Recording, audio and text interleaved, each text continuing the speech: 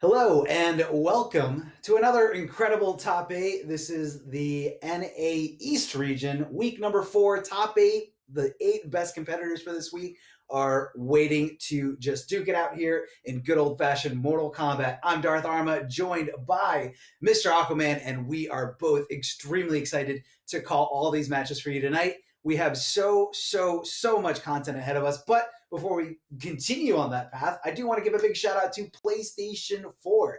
This tournament is presented by PlayStation 4. The Mortal Kombat 11 Pro Competition in entirety is presented by PS4 Tournaments. Check out the PS4 Tournament Open Series. PS4 tournaments are weekly competitions of all skill levels. Compete against your friends and rivals for unique rewards. You can visit the PlayStation 4 Competition Center, the one destination that has Mortal Kombat content that gives you an inside look at how top players play and tips and tricks on for players of all skill levels. So again, PS4 tournaments, check it out. A lot of things there, a lot of good content, not just Mortal Kombat stuff. A lot of different games. Absolutely, Arma. It's so easy to sign up. Go to compete.playstation.com, ladies and gentlemen. Use that PSN account, and bam, you are in. And you could be one of the names that we're looking at right here. We got the top 16 in points for North America East. We've got sitting up there, sitting pretty, Arma, is Combat at 700 points, who got him early, and he's been chilling since. But look who's creeping up on him, Honeybee, already with some insane performances, and just coming off one there in week number 3. We got K7 Show Off here, having a breakthrough performance as well. And you guys see there 1 through 16 right now, and it's getting spicy. As a couple of these guys are still making these top 8s. A couple others are not finding it so easy in these 600 to 1,000 player brackets that we see here on the east side of things. And on top of that, some of the stiffest competition in Mortal Kombat 11 on the planet here on the East Coast. I mean, just look at some of those names. You got Sonic Fox Dragon, Biohazard, Kerbalicious, Ayate, Samij, Gur. Just a couple of the names that you're going to find here on the east side. And top 32 every single week, guys, is going to earn those points, and that's why these players are sitting right here. First place getting 350 all the way down to tying for 25th. We'll get you 5 points on the season. And a couple points could make or break someone making the finals. Who knows? Yeah, and again, a reiteration on the finals. $10,000 is on the line, so everybody's trying to get those points anywhere they can, any way you can. Whether you have an okay tournament result or not so okay or a great one, you're going to get the points, you're going to get closer to qualifying, and you're going to be in the money, so to speak. And the finale is for all the regions of the Pro Competition. A lot of different regions to look out for. So again, if you guys want to find out more information, hit up the PlayStation 4 Competition Center.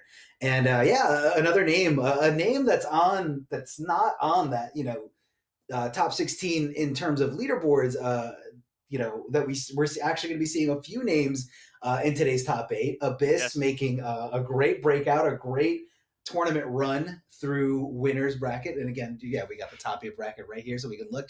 We're going to get Abyss, Hijinks, and then later we're going to have Full Auto and the Mighty Unjust on the winner side. Down on the lower side, Bertinoni, Deadly Rebel, Gur, and Samij. I mean, these guys are all super good at what they do, and I can't wait to see them just display this immense talent that they have. The ability to just play at their best when everything is on the line. And here, of course, points is the name of the game. You got to get in there. Got to get into that top 16. Yeah, got to get into the top 16. So many exciting players here as well, and Abyss being one of them, making his first top 8 on the winner's side. He's been grinding week in and week out, playing 4 tournaments a week. Abyss is going crazy here, making the winner's side top 8. Hijinks making a name for himself last week, getting third place, causing some massive upsets, and here we go. 2 of the best players right now going at it. It's going to be Abyss, Hijinks, and in a matchup that we'll see if Abyss is able to kind of weather the storm that Jackie's about to throw at him here. Has some good anti-air buttons. We'll see how Abyss approaches it. Yeah, it's definitely going to be a storm. And Noob Saibot's got a lot of, full screen presence, the ability to kind of teleport, the auto track at any point. But of course, it is very risky. So Jackie can easily bait those things out. Big super jump over the other side, and Abyss challenging here. Not sure what Hijinks was going for afterward, possibly a poke of his own. Here goes that down blast. Good, well, I was going to say good patience until he got hit by that down one check here. Yeah, he's actually been really patient out of the gate so far, has Abyss, and it's netted him an awful lot of damage. Has been 1 or 2 solid reads, and he's done a couple of things. He's played this nice and slow. Now that he has a health lead, right? But early on, he was actually a little bit more aggressive and just trying to close the gap and get into a range where he could potentially set up a whip punish. He's played this so smart early on, and he just got the tech. Oh my goodness. Very, very late tech. Now, you gotta watch out for that Noob Saibot anti-air projectile there. You can just see Jackie getting sniped, no problem. And look at the versatility of low slide here. I mean, if you don't have that move equipped for your Noob Saibot build out, you're missing out on a lot of, you know, just, I wouldn't want to say easy damage, but, you know, very convenient damage. Now, speaking of convenient damage, there's 365 for you here, and this is control for Abyss, guessing wrong on the staggers that could come off the 1-1s, and even has the reversal up shadow. Abyss ready for the upgraded matchup, it looks like, but all she needs is one right here. Did you just see her go through that clone into the sky? Gets the forward throw. Abyss holding on a block a little too strongly, a little too much for dear life here. Don't want to get opened up by Jackie. No. The combo potential is insane. Beautiful. Oh! Okay. So that one's tricky there because instead of going with the usual overhead that usually comes after those, on the third hit of that string, Abyss cancels into the low. Again, keeping it real tricky, and you know, you kind of have to guess what he's going to do after that. Whether he can just do a regular slide and, you know, technically like some kind of stagger, then you've got to challenge it, or he could amplify the slide, and you know, you think he's not going to amplify the slide, hit by it.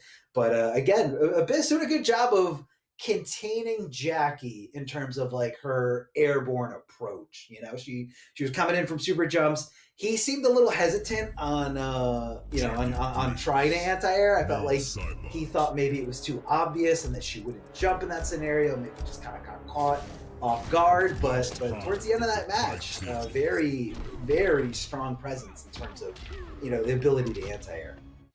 Yeah, he looked super prepared for the matchup. It was the patience that really impressed me. You know, Jackie's one of those characters where you feel like you're constantly guessing off every single button, whether she's going to stagger or commit to something. And Abyss did a good job of just kind of looking for his opportunities. And on top of that, you also need a little bit of magic as far as making some solid reads. And he was ready for it. And there's a read gone bad just to start off this round. And now it's a completely different match, Arma, because he's starting from the halfway point. He's almost already halfway dead. Oh no, read gone bad. Stop that entire thought in its tracks as Jackie lands a hit. There's some damage. Yeah, easily some damage. All right, Jackie swinging at this, going back to being really, really patient. She super jumps out of there, and he just kind of walks up to her and goes for the back throw. That kind of tells you that Hijinx is just so committed to blocking. But oh man, look at this damage potential. Trying to, I guess he thought that a breakaway was coming, so he's trying to set up the goop on his landing for the breakaway. But didn't call it out quite right, but able to kind of recover from that. He didn't have to commit too hard to some things, didn't have any kind of crazy recovery on some moves of the call out. So definitely a good adjustment. Oh no. Now he's being a little too impatient. What a position here for Abyss as well, and this is where he was able to kind of nuke Hijinx's health bar back and got an awkward trade there with the up shadow here. Hijinx wanting to close that gap. Abyss makes another huge read, was definitely feeling with the health lead. This is going to come back to bite him here. Might pay the iron price for that mistake. Another dot damage on the ground. Hijinx towards the throw, but Jackie going 20 feet backwards after the whip. Resets neutral here. Scary. Hijinx jumped himself into the corner right there. 2 for 2 on that arm with the up shadow. This is nuts. Yeah, really, really good move to hit on reversal, and you can definitely tell Abyss knows the matchup. Hold him back. Yeah. I feel like there have been barely any throws coming at it from Hijinx. Oh, as soon as I said that, it goes for the throw. Back I'm not gonna lie though, Arma. I was about to say the same exact thing, that eventually a throw has to come. If someone blocks for 20 years, that is your answer right there. Force them to make a guess at some point. That was really smart by Hijinx. Because Abyss definitely, especially for the game number 1, where he also didn't really utilize throw at all, just bet it all on pressure and stagger pressure. Abyss definitely got into a rhythm of just blocking and waiting. And that's the perfect opportunity to throw, is when you know you have your opponent conditioned to sit there and block something. So smart. Yeah, really smart. And I think another key factor in that last round was, you know, when Abyss was on that life lead, he was really feeling himself. He felt like he understood what Hijinx was going to do, and Hijinx kind of like does a little wave dash, like block dash, and just Abyss was so sure he wasn't going to see the teleport coming, and Hijinks sniffed that out, played it patiently at like the right opportunity, and that's where it really like threw me off because he was moving, and then all of a sudden hit the brakes, holding on the block. Here comes Noob Saibot, big whiffer, teleport, and a huge combo punish from Hijinks. So that I feel like morally destroyed Abyss there in that last game. Yeah, ooh, lucky to get whiff punished on that one there. Sneaky recovery of Noob Saibot's of his own, and tried to do the same thing in game number 1, checking that recovery with the 1-1. Just a little late, and he overcommitted. May have heard a sound cue that tempted him to do the teleport, and now it's life alert from this, and he was getting even more aggressive, trying to wake up with the buttons. Hijinks knocking on the door right now, those buttons, and I'm shocked that Abyss is still getting really aggressive with those swings right there. Just trying to, make Hijinks think a little bit before getting aggressive himself. Back to the ball, we can see the bombs. No, another huge read. Abyss just bets another one. I'm loving it. Keep going to drop the combo here. Something's got to change. Huge dropped opportunity there. That could have been the momentum shift of a lifetime there. Could have been his game or his round entirely, even though he had a huge life deficit. Right now he's finding himself in a bad spot. Forward throw, going to keep the corner positioning. Decides to throw all caution to the wind, jumping on the wake up, and what a duck here from Jackie, getting under that high, able to trigger that crushing blow for a lot of damage. Continues this onslaught, but the air going for Noob Saibot. Abyss option selecting that teleport just in case it does make that contact on hit. Arma, I honestly cannot tell. Oh my goodness, the tectonic shift in how the matches have gone from game number 1 to this game number 3 as this fatal blow looks like it might be enough on the roundhouse for Hijinks to secure the 2-1 lead. How solid and how slow-paced was game number 1, right, in comparison to that offensive onslaught that we just witnessed from both players? I don't think Abyss, after losing the health lead of the first round, blocked once. He just bet it all on swinging and trying to outdamage Jackie in that situation, and it got nutty. This entire thing is reset. Yeah, and it was, he was, wake up, delay wake up buttons coming out of Abyss, jumping on wake up, definitely coming out of Abyss, especially when it was trapped in the corner there. But I feel like what I'm seeing is Hijinks being very comfortable, not having to think about, how am I going to get in? Just kind of, I'm already in. Here's super jump, I'm in, and yeah, exactly. Yeah, it's and then panic. And it's not game number 1 at all. So I don't know what it is. I don't know if Abyss is just kind of not able to lock down Jackie, or if Hijinks is just kind of second guessing that or guessing past those options. But Abyss has one last try here if he wants to stay on the winner's side. The winner of this match, or the winner of this set, I should say, will get a ticket into winners finals, where they're going to guarantee themselves 3rd place or better. And once you get to that winners finals, yeah. What's up? Real quick, I'm gonna have you check our chat real quick. Okay. Yeah. So thank you on that. We're gonna get back into game number 4 here, and it's Abyss who has not, had his pedal to the metal during the last game and just decided not to take it off here. Loving the aggression already early on, and getting really aggressive with these shadows that have cost him before. And here we go. Hijinks just needing the one. The dot damage is on. The pressure is on.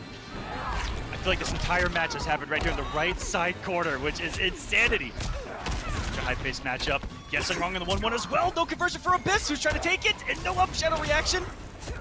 Missed the input on that one. Hijinks can, off of one hit, make this comeback happen. We've seen miracles happen before, ladies and gentlemen. So with the throw, checking the lumbar. With both legs. Patience just misses the punish on the roll right there, and Abyss has been crisp on those anti-cross-up, leap-up shadows. So smooth. Beautiful. Has a great position here, too. Can we get a game 5 out of the gate, chat? Can we get a game 5 out of the gate? Oh, I'm so excited. Let's see if we can get there. Another savage swing by Abyss, just making the right read in the pressure of Jackie. Sometimes that's all you need, ladies and gentlemen, is just waiting for her to stagger, be right, and then swing yourself. One of the big options to have against her. There aren't many options. I'm not going to sit here and tell you there's a billion, but that's one way to approach this, and Abyss has done really well. The pressure's still on, though. Making a wrong read there. Lucky that Hijinks only committed to the down 1 in pressure and gonna get a punish on the throw attempt. All of that early conditioning by Abyss is paying off right there. Definitely got him to throw, and he had been blocking all of this pressure out throughout the entire round. Even got him with the up shadow. Abyss is on one shadow from setting us to a game 5 right there. Can you guys tell I'm hyped right there? Both of these players are huge up-and-comers in our community. Look at right here. Winners Top 8, North American East Pro Competition. The global circuit for Mortal Kombat 11, and these guys doing it at the highest possible level. Things you love to see. Game 5 for Abyss and Hijinks here. So what a great time to come back. Abyss able to tie it up. What was a little bit of, what was the differing things that you saw there in that last game, Mr. Aquaman? Just so you can fill me in. This is going to be the most Mortal Kombat thing I've ever said, but honestly, he was just right a couple of more times. He was just right a couple of more times than the previous game. On Hijinks' staggers, and I feel like first hit determines so much. Sometimes when he'll start the round with a shadow, Hijinks does leap, Hijinks gets the hit, and able to get him to the corner. And I feel like that's what Hijinks has been needing to get in this, has been that first hit and having a health lead, because that's gotten Abyss to get even crazier. So here in a game 5 situation, I think that first hit's going to be crucial, and whoever's back is to the wall might be losing this Arma. I mean, it's a very bad spot to be in almost any fighting game. Back up against the wall limits your mobility, and makes it a little bit easier for your opponent to kind of guess what you're trying to do. No way to really walk back. Some characters can kind of jump out of there or teleport out of there, but for the most part, being in the corner is not a good look at all. Ooh, all right, game 5 situation. These guys want it, like we said before, newcomers here. Faces that we're not super familiar with in terms of being in the top 8, but these guys have definitely put in their work. Very talented players nonetheless, and they're trying to take it all the way. They're trying to take it all the way here, trying to get into that winners finals to secure top 3 or better. Characters staying pretty much the same here, so let's see what kind of setting are we going to be seeing in, or what kind of character are we going to be seeing in our winners finals for tonight. Now, I'm seeing a lot of slow pace here. Reminds me a lot of game number 1, Mr. Aquaman. Yeah, that's right. These guys are, now that they know they both only have 1 life to live. Oh my goodness. You know what? Let me just stop that trade in its tracks as well. As we start off with 2 haymakers here in a game number 5. 300 damage plus for each to start us off here. Both completely neutral. This finding himself away from the corner here. Hijinks with his back, and neutral's completely reset here back to mid-screen. Really smart early cancel by Hijinks to avoid the up shadow. See how that mind game progresses here. Big damage, full screen for Abyss. And I like that. Those early oozes to bait out those up shadows. Good mind games being played here. Just kind of walking himself through there. That was scary, Arma. Lots of mids coming your way from Jackie. She definitely has, some of the best in that department. Very, very good moves to challenge with, not only because of how fast they are, but the reward that she gets for it. Able to confirm here into Fatal Blow, and I definitely agree with that. Use the resource, get the round when you can. Only 1 round left to go for Hijinks. Abyss, you gotta kick it into high gear, man. You gotta do it right here, right now. Next 2 rounds gotta go for you.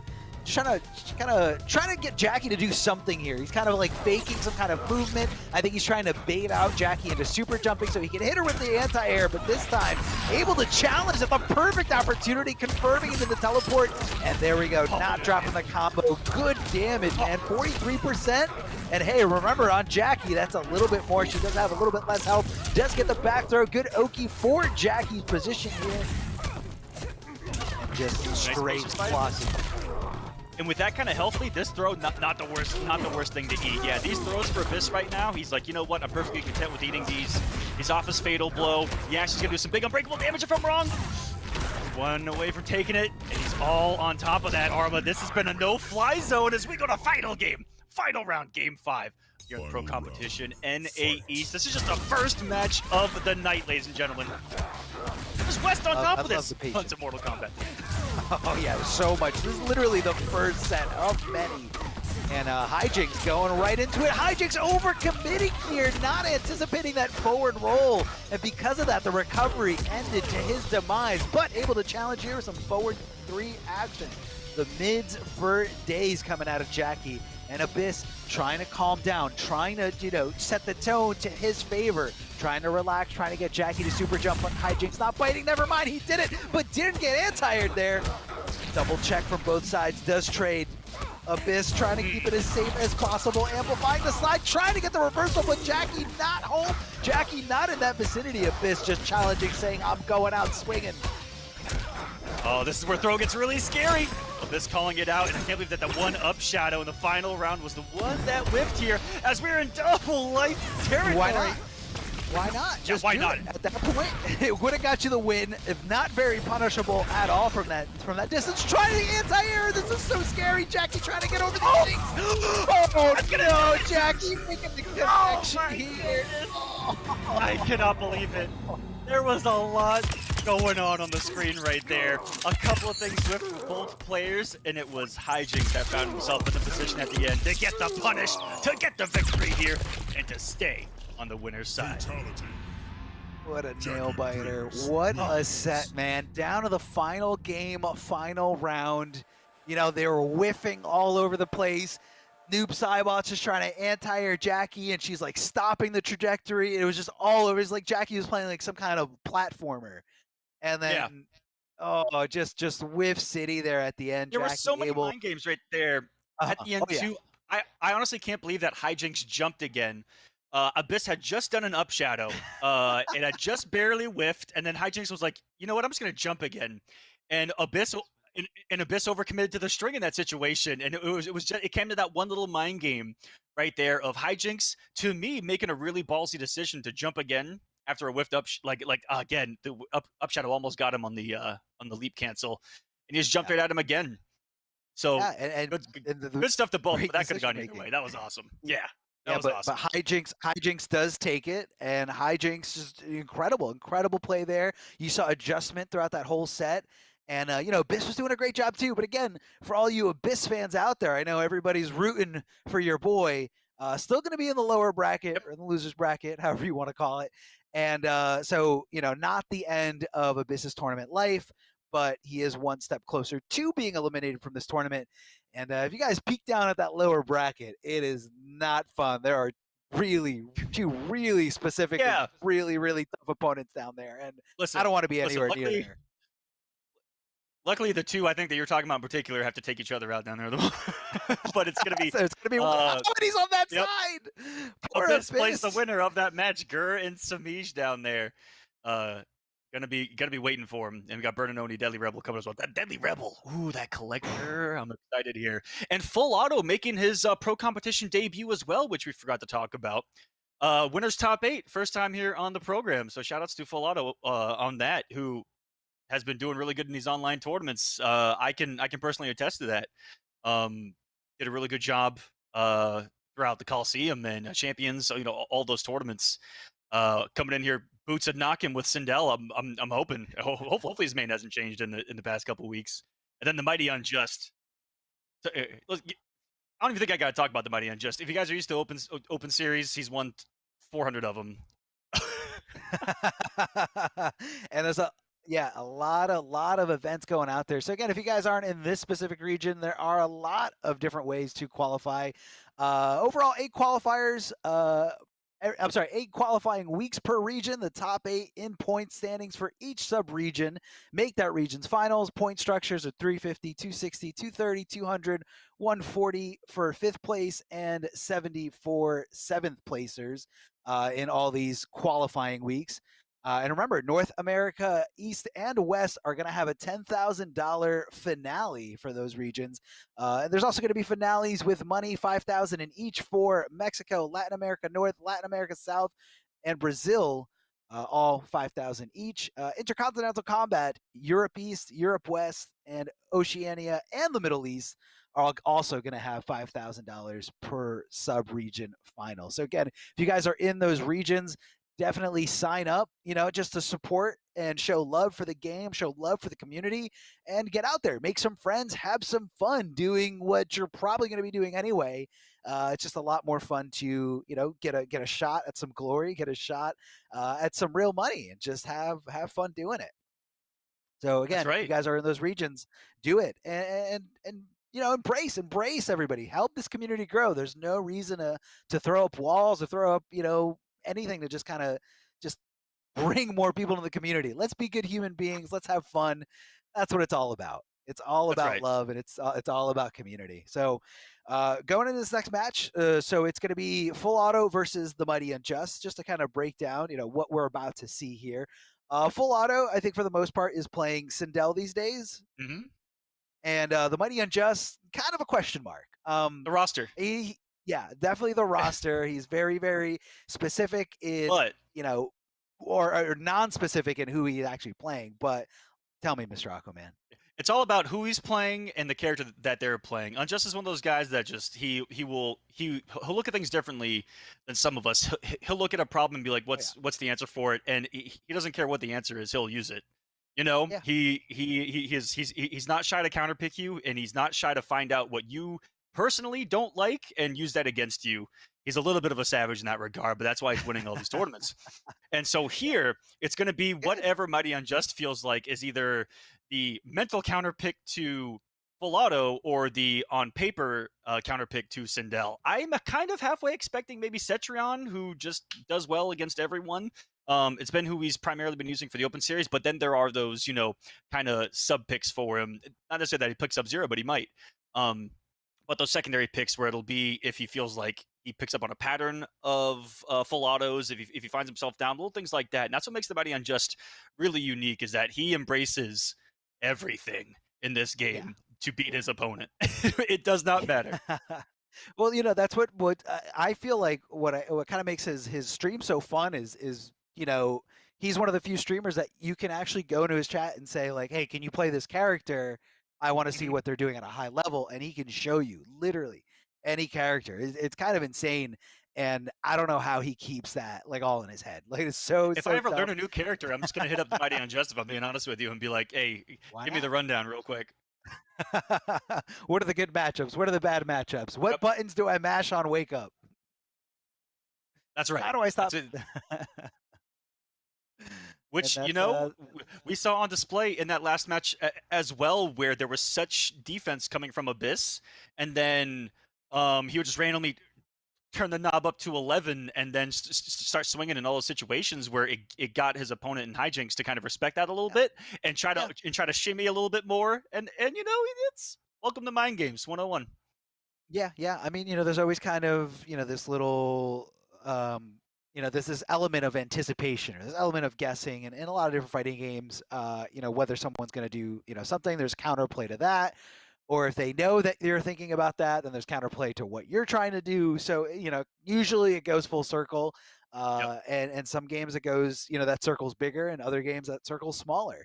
So you kind of have to know how to navigate around that, and that's what I think is really tough to see on paper is decision making. Like, Hmm. why go for certain things? And if you don't have a good concept of how big or small that circle is, or if oh they and trying to determine whether someone got lucky on a certain stance or lucky on a certain guess versus no, they guessed that because they knew exactly what I was thinking.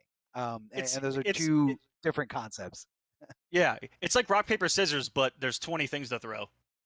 And Yeah, in almost every single interaction between the players and the characters, there's gonna be some kind of what do I think they're gonna do? What am I gonna do to stop it, counter it, or all of that? And that's just what's being played everywhere on the screen all at once. Is people just trying to figure each other out here?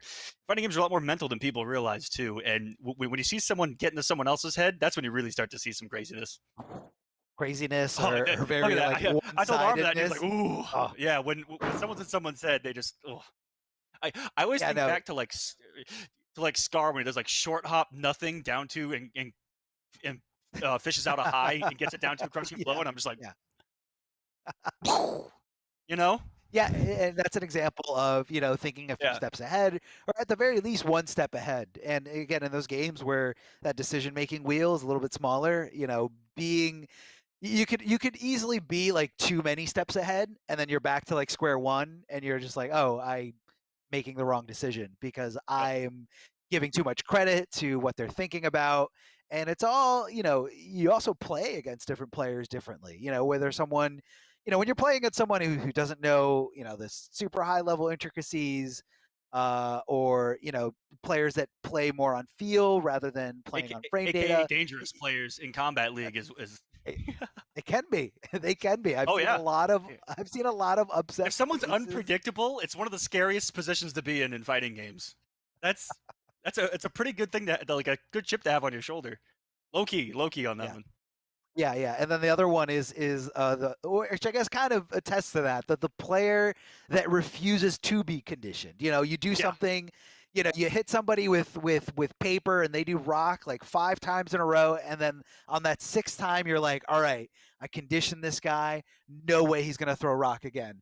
I'm gonna mix it up, Yep. and and then you're not. They just throw rock That's again. right. And it's that extra It's one that of those extra guys that little just wake up element. down 4 times in a row, and you're like, okay, I've punished him 4 times in a row for this. There's no, he did it, and then you get down to a crushing blow. GG's, big fan. Have a nice day. You know, we've all been there. Come on, guys, we've all been there. Yeah, yeah. And every game's got, their I guess their version of, the the get off me move or I'm panicking move. But of course, Mortal Kombat and the uppercut or the down two, as we quickly reference it in terms of the notations, it goes all the way back, man. That down two, that uppercut, doing the most damage in the older MK games, and just kind of being that signature thing about Mortal Kombat. It's so unique in the way that it does it performs that, and I really love that. Mortal Kombat 11 put emphasis on that move, like they gave it Mhm. its own special thing. Where I feel like outside of just anti-airing, like down twos didn't really do anything in MKX. Or even MK9 for that matter. Like it didn't mean the same thing that it does now. Yeah, Now it didn't have you as can much of an impact. That's for sure. yeah, now you can literally like make these crazy comebacks or like delete somebody's health bar just because you had that perfectly timed down two, whether you were mashing it or whether you were purposely sniffing out a high or a Yep. throw. Either way, the result is the same thing. You see the crushing blow animation, your fist going right through their jaw, and you're like, okay, now it's party time. They don't have Yep. breakaway. I can do so much damage. I've got fatal blow. The sky's the limit. And it's really cool to see that the team kind of came back, to give kind of a little bit of like a throwback to the old MK days, or the old MK games, I should say, and just kind We're also a couple uppercuts and you're dead. yeah, easy. Oh, they did so If you much go back damage. far enough. Yeah, if you go back far enough, jump a couple It's just times, gone. Mm, it's dead. beefy Just dead. damage, beefy damage back there. Guys, they are setting up the next lobby, so we're just waiting for the Yes. next lobby to get together so that these guys can play. We're trying to get Mighty Unjust and Full Auto in here. And on the bottom, I just looked at the bracket. I just want to see. I see Burning Only Sure, versus sure. Deadly Rebel. Couple of character specialists right there going at it, which has got me really excited as well down there. Yeah. Deadly Rebel has always been kind of on that same, when I talk about guys that have always been right there, like on the cusp of being at Yeah. the apex of MK11 competitively. Deadly Rebel's been there for a while here in North America, and when I saw his name in here, I said, it's one, it's about time, and two, it's one of those, really proud of him, after putting in all the work, getting a lot of ninth places, Abyss in there, Hijinks as well. All those guys that just haven't had one big breakthrough, and I feel like this could be it, especially for two of the players in here in Abyss and Deadly Rebel. Because Hijinks, you know what? He made it last week. He's a veteran. I'm not even going to talk about him. No, I definitely get what you mean though, where you see the player, putting in the hard work, they're entering tournaments like the Coliseum or Champions of the Realm or anything, the PS4 tournaments that happen Yep. all the time. And you see Every that they're week? putting in the Go sign work. up. They're putting, yeah, sign up, guys. They're putting in the work. They're putting in the effort, and you kind of see them grow as competitors. You know, I kind of saw that a little bit about Abyss too. Abyss, a little bit newer to the scene, and you know, the beginning of MK11 definitely didn't have, these pro tour top 8s, whether it's offline or online. Still very, very tough, especially in a stacked region like North America East. Literally so stacked, like people are actually scared to compete in this region, just because it's just so much talent, so many people here. Look, we're looking at the lower side of this bracket. We see Gurns and H, two really, really good seasoned veteran players, are in losers. Like, that should tell you how tough this bracket is here. So now we finally do have the game going on here. Full auto going. Citadel as expected. And the Mighty Unjust, was that Jackie? Let's see if we can get a That closer is look here. definitely upgraded Jackie. Woo, boy. Which I wasn't 100% sure who he was going to come in with, whether it be the Cetrion pick or this upgraded Jackie that he's been using a lot as well. You know, every time he runs into a certain few players, Arma, we see this Jackie, and guess what? I get to make a mental note now that this is who he either likes against full auto or Citadel. I mean, right now it's not happening. Right now it's not working. This air whip. But is it the right pick? Is the question right now. I love the throw mix here from Full Auto, giving up the corner my positioning. Okay. Flawless. Darth Arma, you remember how we just said, like, watching someone be in someone else's head? Like, that round was it. That instant jump one read was everything that I needed to know about Full Auto playing ridiculously tonight.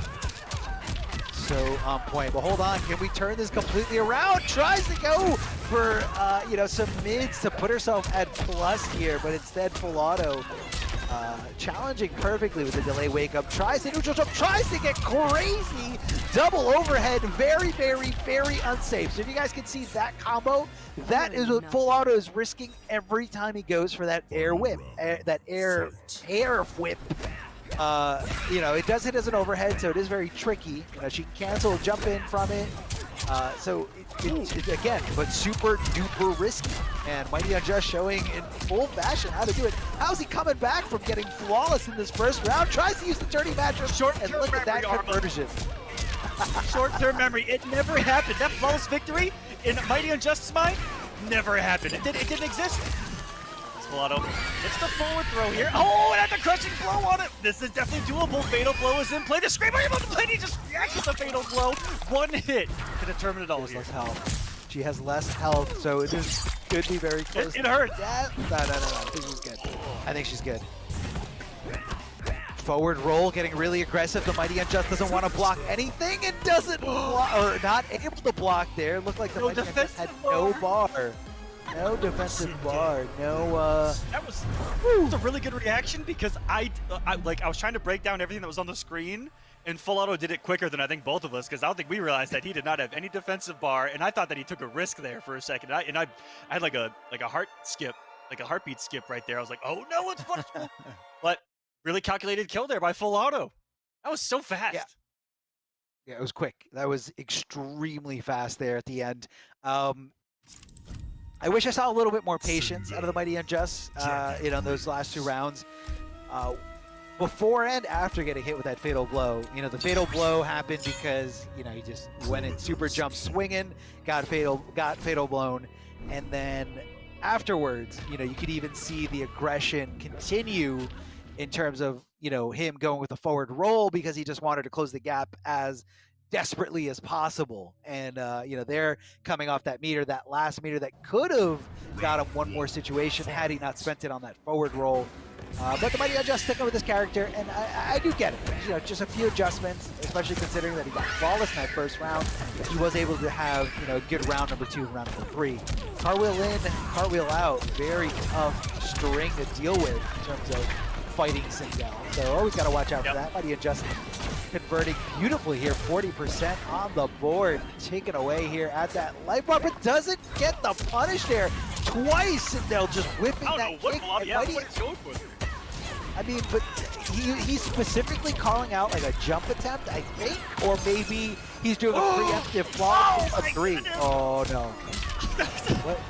That was weird. Did you see like So that string normally combos, but because he was in the time state, the last hit didn't combo, and I don't think full auto was even ready for that.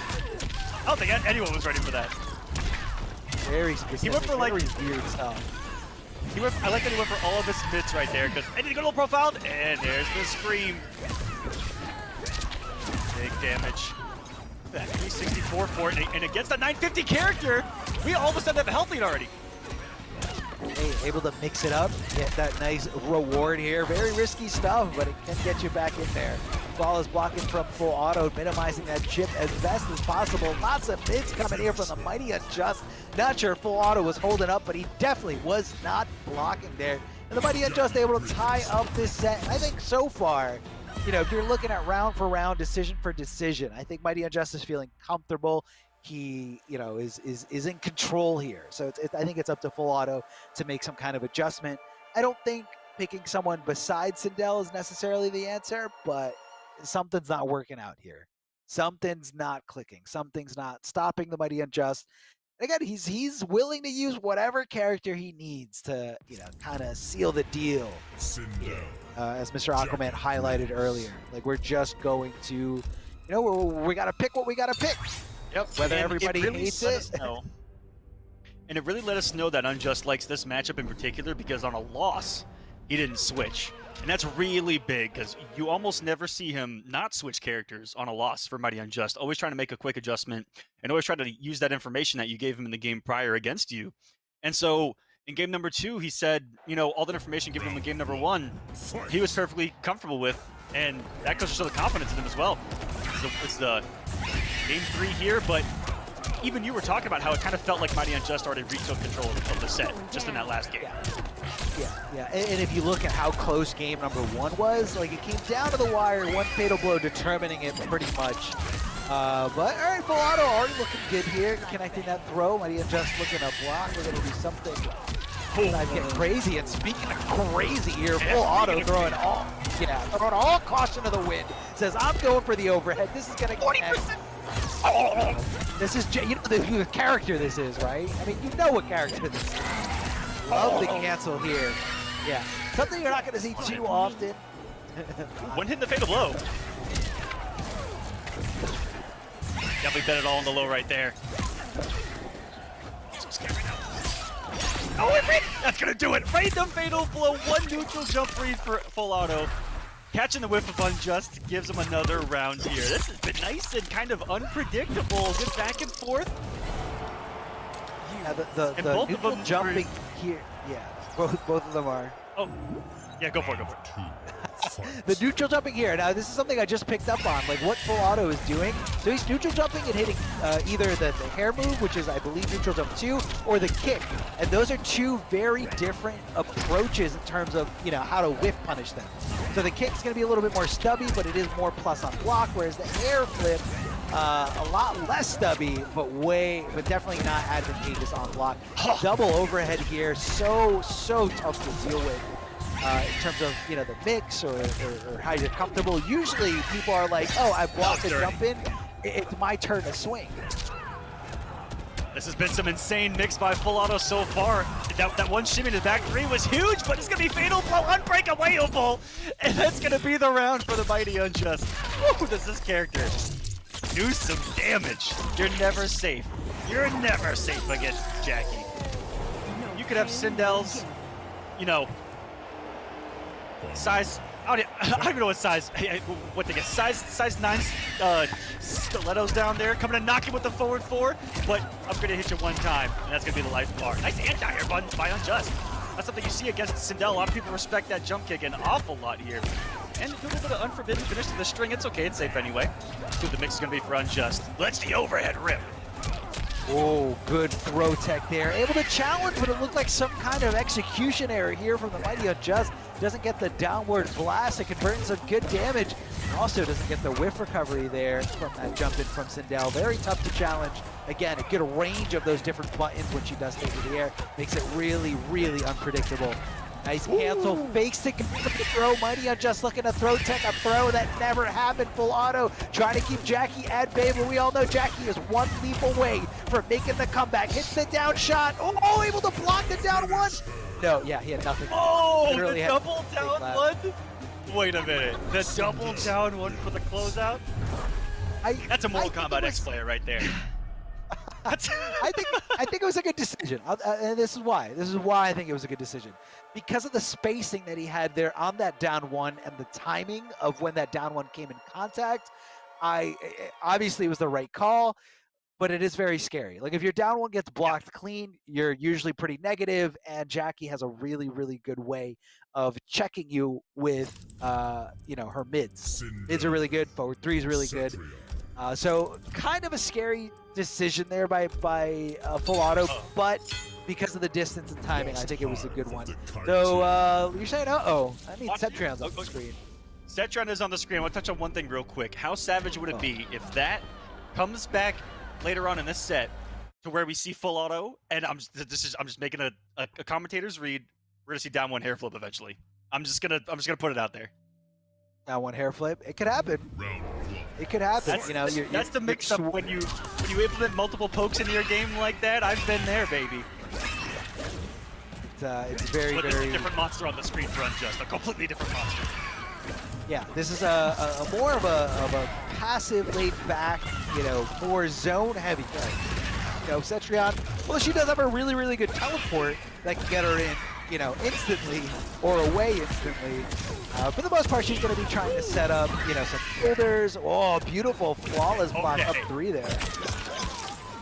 That was gorgeous. Full Auto showing off here, who's on match point. But it just done a good job of blocking the mix-up off the jump-ins too, and I like the adjustment in the last game by Full Auto to do nothing and then throw a mix-up, and it started working. He's on chip territory here. Those kids waiting too crazy or too slow. That fatal blow's ready for Sindel. Sorry for Cetrion. Oh, good block there. Good block from Full Auto. I mean, knowing that fatal blow does track, knowing that it was more likely going to be, the route that Mighty Unjust was going to go with, because he understood the resources that were available, understood the situation. So, again, pretty predictable here. During the tornado, restanding Sindel, hitting her with those mids. He thought throw was coming, but the next one was the throw, which he didn't see coming. So Mighty Unjust in a really, really good spot here. Where'd the health bar go? Two little resets right there. I don't think that was intentional, but it may have been. That might be the highest damage BMP he could have gone for right there. Centurion, not the damage dealer of MK11. That actually may have been optimal. I'm going to take everything that guy said as Unjust gets the round to stay alive. This is still a match point for Full Auto. Full Auto can take this here and not send us into a Game 5. But of course, we all want to see a Game 5. We want to see as much more combat as possible. Hitting that overhead here. Mighty Unjust going for a little ride.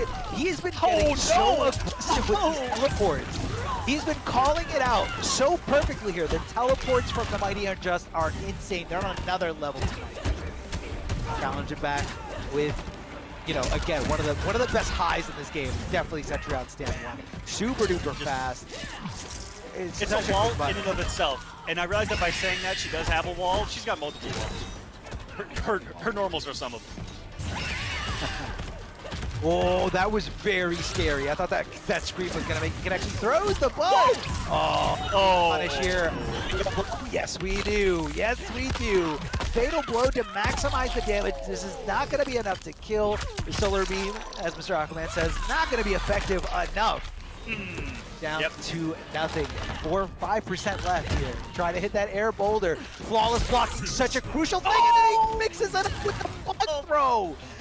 Oh, he mixes it up with the for the timing on those two different things. So different. I mean, you get into a rhythm, you think Cetrion boulders are coming, or you think air lasers coming, and then all of a sudden, any of those options, and then all of a sudden, the Mighty Unjust goes, no, I'm going to do none of those things, and he didn't see it coming.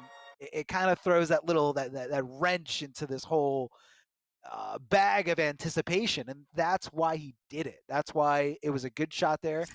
Not that interactable is, very unsafe or a very tough thing. It was just the perfect time to be there because of how different it is in comparison to every single one of her projectiles, right?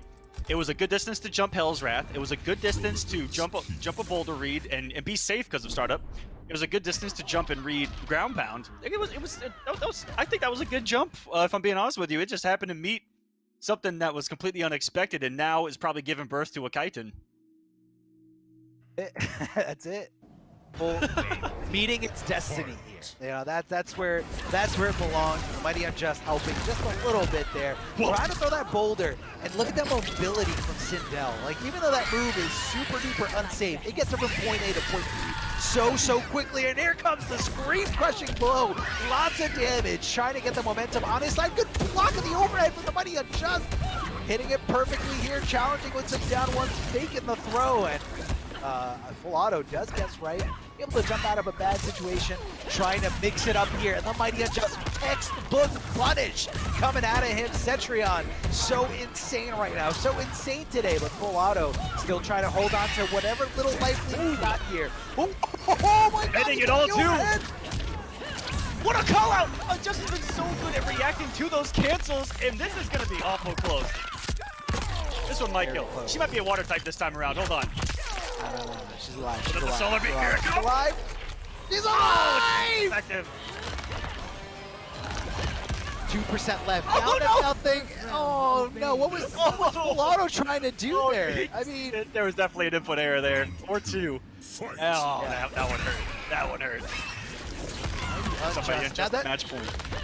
you know how demoralizing it is to be a Sindel player, use that screen crushing blow, and then lose that round? Like, if that's not in full auto's head right now, he's got this super strong mentality to just kind of ignore those negative thoughts, but that's what would be running through my head right now. Trying to throw up that timing ball, but this time Sindel able to connect that jump in. Lots of challenging, lots of double down ones coming from full auto here. Mighty Unjust better take note of that. Down one challenge again from full auto. Cancels and goes for the fake throw. Mighty Unjust bought himself all this real estate. Look at all this room he's got to go back. And full auto very willing to take these trades. Mighty Unjust has to look for some other route here. You need clean hits. The trades are not going to do it for this situation. It's gonna be a tough one. One more here. He's gonna be able to do it in chip, and look at that, Mighty Unjust even respecting post down one on block, and just full auto's in his mind to not take his turn right there. Really good conditioning by full auto, and again, that's a mind game I've been seeing develop this entire time, and we're seeing the next level of it. And there's the big risk that got it here in the first place, and it didn't go too hugely punished by the Mighty Unjust there. Finds himself in a tough position with his back to the wall here. Cetrion can do some awful good controls. Rodin!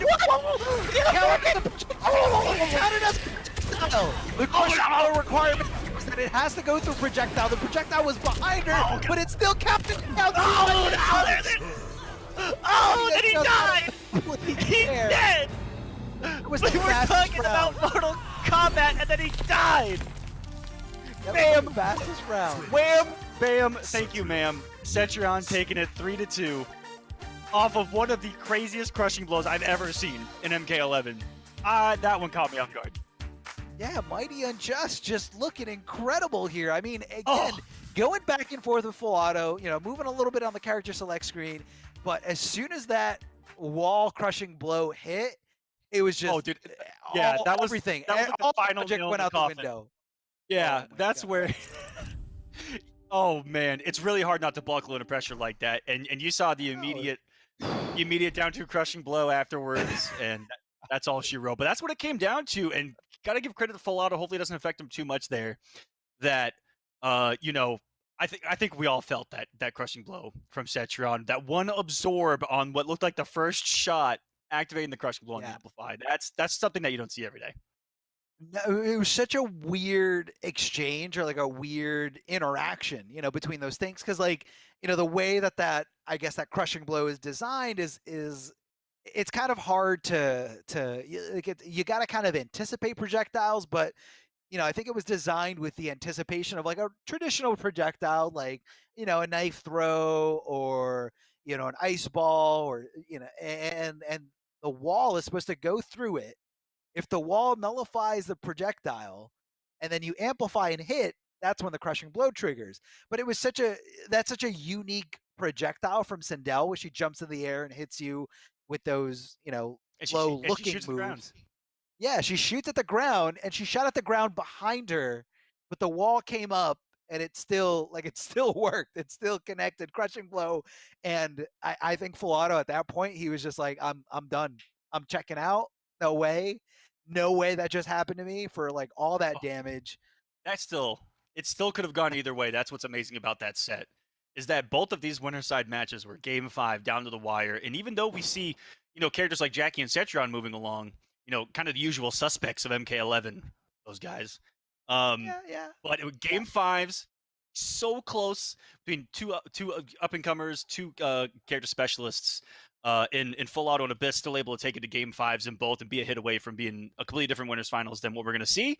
And that just goes to show you the level of competition here tonight. So shout outs. Yeah, man. All of them. I mean, they're incredible players. And again, incredible shout out to Astro for providing Hey! headsets that we are wearing. Yes, these beautiful A40s. A lot of stuff here available on the Astro website. Again, just a reminder, everyone, we love Astro, the official audio partner of Mortal Kombat 11 Pro Competition.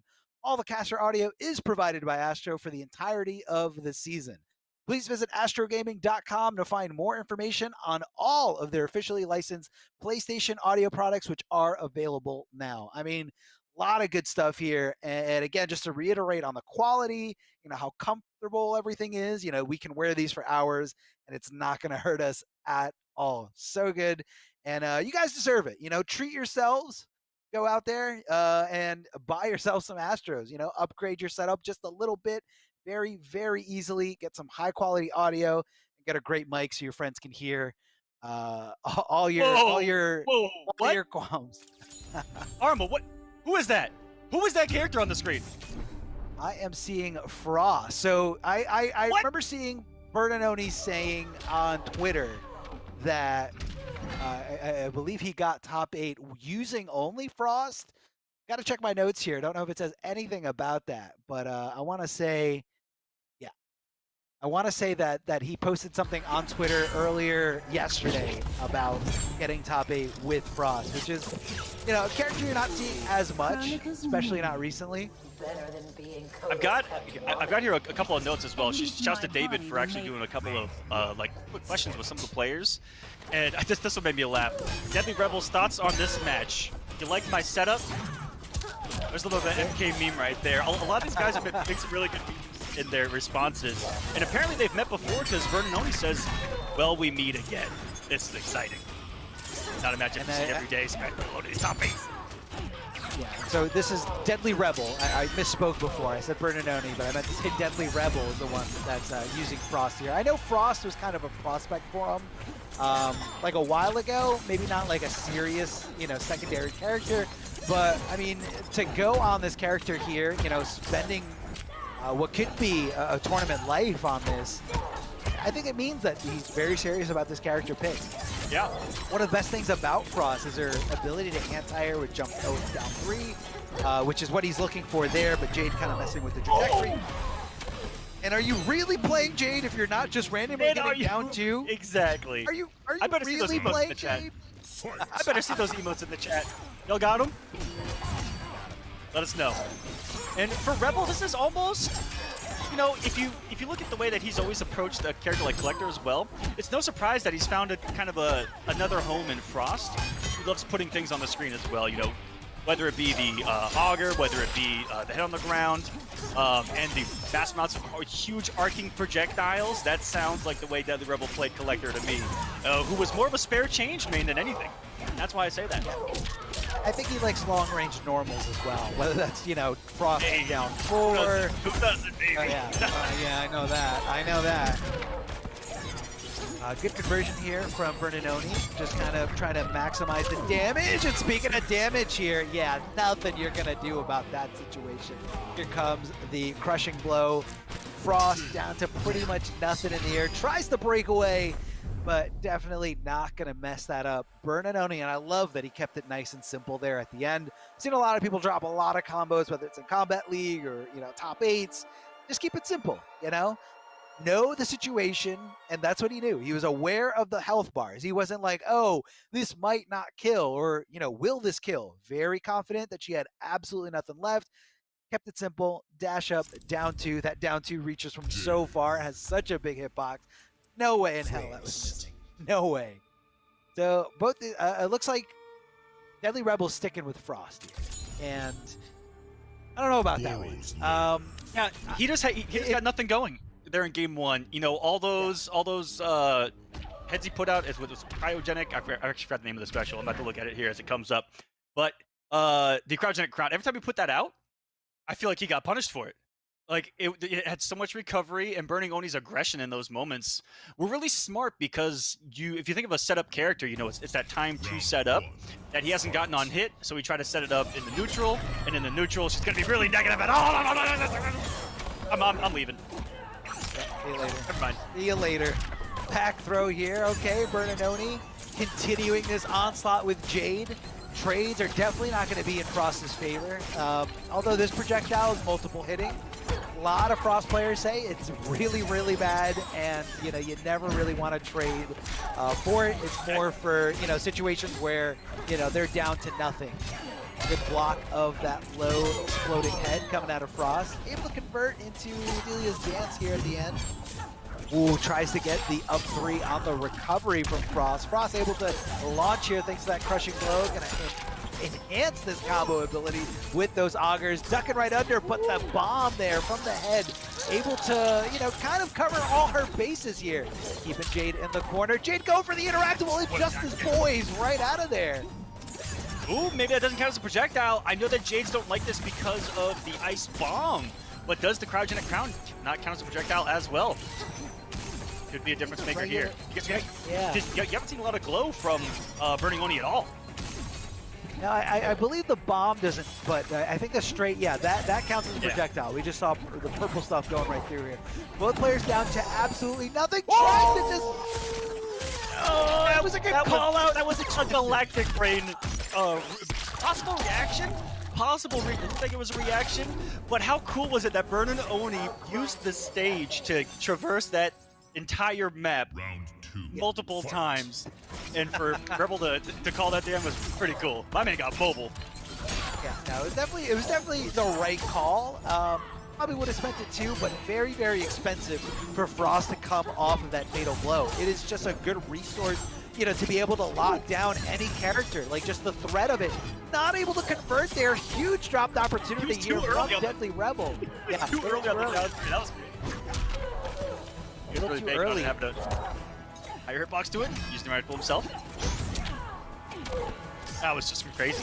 Beautiful flawless block there. Multiple times that the Rebels saw a couple of whiffs in front of him that may have been back twoable, but he's been reacting. Oh no, with the down 4, he misses out on another punish opportunity. Now he's getting those shenanigans going, Arma. Those cryogenic crowns. And I'm waiting for one setup to work before I pop off.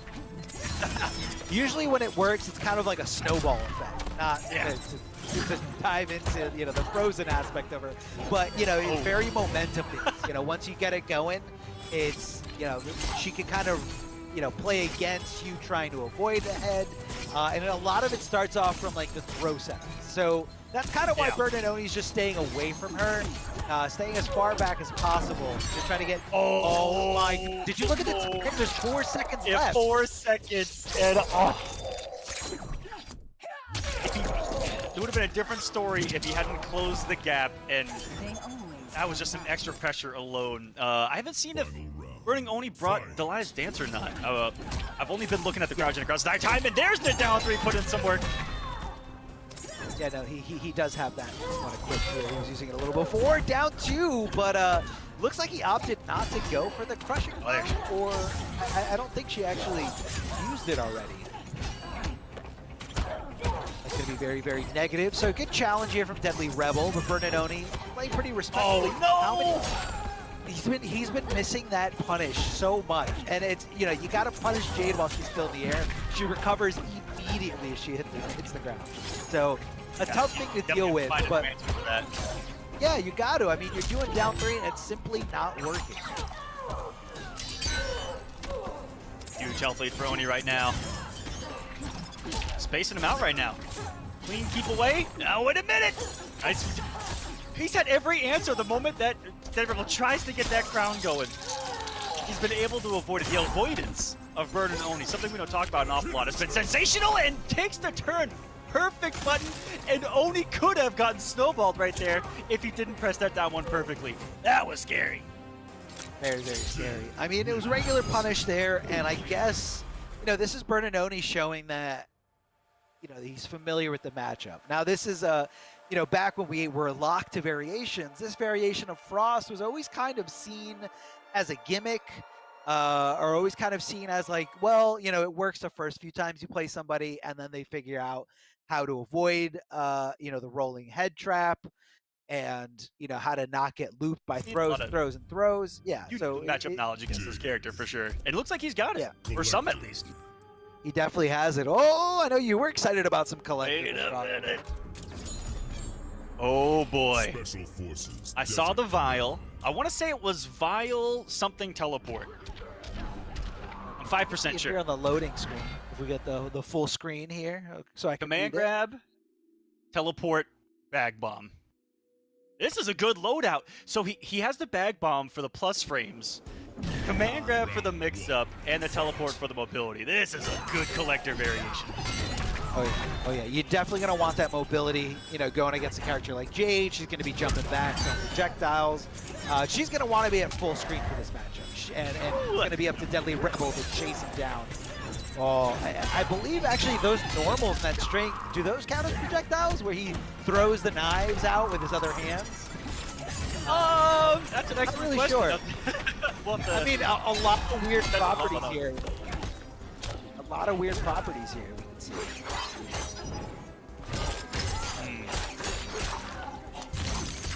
This is a tough comeback Collector to try to make right now. Well, I've seen crazy things out of Rebel, and he jumps there into the glaive. Match point now for Burn and Oni, who has had some destructive tournaments himself of late. Ever since Ultimate dropped, Burn and Oni's has had that dance equipped and has been putting in work. I want to say top 8 the first tournament after Ultimate was Burn and Oni. I think he won it actually. That was a while back. Not surprised. I mean, this is a good player all around. What you're seeing here from Jade, you know, being in the top 8 for this extremely stacked region is insane. Oh, here comes the big boot. That was actually a big punish coming out of Collector. A lot of whip recovery from Jade. Goes into Delia's dance, but it looked like Deadly Rebel taking to the sky and not really anticipating it. And that's going to be the punish. All those short hops, those universal overheads are all negative enough to get punished on block. Yeah, it's all about having good reactions too. A lot of people get away with them. That's why you see a lot of short hops these days. Oh, the mix and a mid command grab to close out the round. Rebel stays alive. Whoa, that was a cool taunt right there. Okay, Collector. It looked like he went. It looked like he went into a Shokan stance for a second. It did look like that.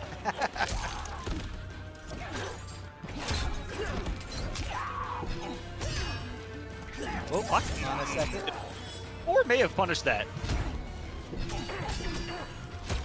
Nice blocks. That is a mix-up situation off the back one of Jade's.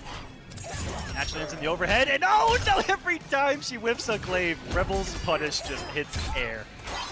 Yeah, it looked like he was he was anticipating a regular jump in coming out of Jade, but you know, you always gotta watch out for that glaive coming out. You can do it early, you can do it late. And then the one punish, and he didn't commit! Oh no, Arma!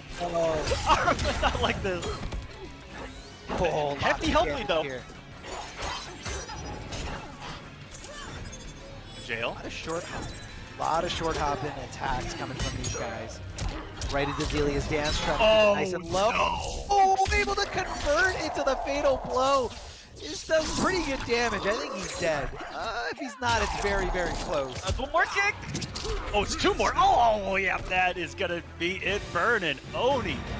3-0 over Deadly Rebel. Rebel had some opportunities. Had Fatality. It had been a while since I've seen that one. But the opportunities were there. Burn and Oni was just, he was always mobile, always off the ground, and it never let Deadly Rebel get comfortable or in a rhythm. I feel like it was just him, you know, both those games, he was using interactables like crazy, 0 punishes on the Airglaive, and as it got punished less and less and less, Oni did the right thing and abused it more and more and more. If you noticed, he was like, you know what? If he's struggling with this, if it ain't broke, don't fix it. Airglaived it out. Beautiful stuff. Yeah, I mean, why not? Again, able to kind of, and I feel like that's where like the main thing with fighting against Jade is what to do when those Airglaives whiff. She's jumping back, they go over your head. Characters have very specific punishes. Sometimes as long as you're down 2 reaches, you can just down 2, get some good damage. If it hits high enough, you can convert for a little bit more, or you can do what if you look at those matches, the difference between Deadly Rebel had a better concept of punishing Jade as Collector, and that's going to just attribute to the years of playing this character and how to deal with that kind of situation. Whereas Frost was a little bit newer, so he was kind of autopiloting and hitting down 3 because you would think that would work. Yeah. So Collector also has mix-ups. Collector also has actual mix-ups. He's utilizing the short hop kick because forward 1 you have to respect all day long, and on top of that a mid command grab that he can take throw off of. So brought a lot more arsenal to the table up close because Frost just wasn't getting the hits and it wasn't leading to those setups almost at all. And out there in the neutral, Jade was just running a field day with that. But go for it. Yeah, no, it was good, and that's what it really came down to is dealing with those glaives. But we do want to give a little bit of a shout out to PlayStation 4. Remember, guys, this is a PlayStation 4 tournament. Mortal Kombat 11 Pro Competition is presented by PS4 Tournaments. Check out the PS4 Tournament Open Series. PS4 tournaments are weekly competitions for all skill levels. Compete against your friends and your rivals for unique rewards. You can visit the PlayStation 4 Competition Center, the one destination that has Mortal Kombat content that gives you an inside look at how top players play and tips and tricks for players of all skill levels. All you guys got to do is go to compete.playstation.com, sign in with your PSN ID, and you are good to go. A lot of different tournaments there, not just Mortal Kombat, not just fighting games.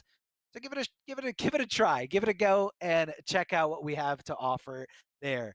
So going into this next match, I want to say this is probably, if you're looking at in terms of like experience and in terms of like legacy, you're looking at all these players right here. This bout in this first round of the top 8, nothing but history here. Gur coming from Brooklyn, dating his debut in the NRS scene all the way back to Injustice 1. And just becoming a better player with every release of the game, every new game, really finding his footing in Injustice 2. And then you have Samij, who's been around since MKX, online warrior through and through, a machine that can just go through any matchup, understand a machine any situation. indeed. Yes. Samij.exe, the program, the software invented by NetherRealm to destroy us all in these games, is Samij. Secretly, that's just a joke, guys. He's not actually a robot, but he plays like it, and that's why we call him it. On the other side, we got Gur. Jeez, And I don't think I need to even talk about Gur. You guys know Gur. This is my billionth Veteran life cycle. in his own right. Ugh, that sounds exhausting. And no surprise that these two players, these two legends of the NRS community, going at it in a top 8 once more. Definitely legends through and through here. Short hop knee coming out of Gur here. Challenging your approach with a down 1. Gears has one of the best down 1s in this game. 6 frames very fast, and he's got some pretty good recovery here, even after the most recent patch. Tries to hit her with the mid here. Here comes the command grab. Speaking of mids, Gears' command grab does have it as a mid. And if you carry him all the way to the corner, you get that extra little damage boost. Trying to just kind of keep... This is the Gur tactic right here. Oh yeah. Complete control here. Throwing up the clones just in case she gets past the quicksand or that magnet sand that you see there on the ground. And you can pop it in B+, or you can teleport for mobility. Oh no. He can pick it up! Surprised it didn't, okay. It didn't mess up his combo. It Not didn't at mess all. up his combo at all. He's probably labbed that. That's absolute savage. Samij probably labbed that. I would not be surprised whatsoever. Gur still takes the first round though. Was awesome, but not enough to secure it. That was really good patience by him to wait out Gur getting the full screen and then reading it with the bomb. That was really good call out, knowing Gur's tendencies as a player. Still not enough though, Gur's rocking this. Oh, hello! There's one you don't see every day. Ready for it? Whoa. Not there in time to stop that throw recovery here, or to punish that throw recovery, I should say. Hitting him with a tick throw, regular mid, right into that mid command grab. Passy trying to get past the sand clones, past this trap. But Gur is just saying, no, you're staying here, I'm in control. It's very, very scary when Gur is in complete control there. Just kind of stops your approach, all these obstacles in your way, the low sand hitting, you know, when you jump. Very, very scary stuff there. Breaking away, and Samij with a good call out, able to dash forward to get some good Oki setup. Not committing to the low gunshot, yeah. Final round. I don't mean to put Gur on blast here, but he does have a tendency to try to wake up down one and steal a lot of turns. And so I think that was just a really good call out by Samij right there. The string was going to be safe anyway, got the hit confirmed. GG's big fan. Still game one here, and about what I expected. A lot of flawless blocks between the two, and we see so many mind games because these are two of the smartest players in our entire community. Guys that put the work in the lab, and then you see it here on display for us in bracket. And you know, Gur, it's a different way of thinking. Okay, there was a big down two for some damage, but Gur has a lot of methodical zoning to him and a lot of space control where he's thinking about kind of more unique things than some of us other players do. And for Samij, to me, he might be all about the numbers. This guy just knows what to do in a lot of situations, except for eating a mid command grab there. Gur puts up the wall of sand, the plus frames, not falling for the stagger either. That could have been a mid command grab, but Gur, those down 4 gauntlet checks have gotten Samij to press there. It looks like a couple of times, even got him off the breakaway accidentally. And so for Gur, it's just keep doing what you're doing. He's backing off, putting things on the screen, and up close, he's used a lot more command grab than I'm used to seeing Arma. That's one adjustment I've seen since the last time even we've played, and the last tournament I've watched him playing, is more command grabs. You got a mid command grab, you better abuse it.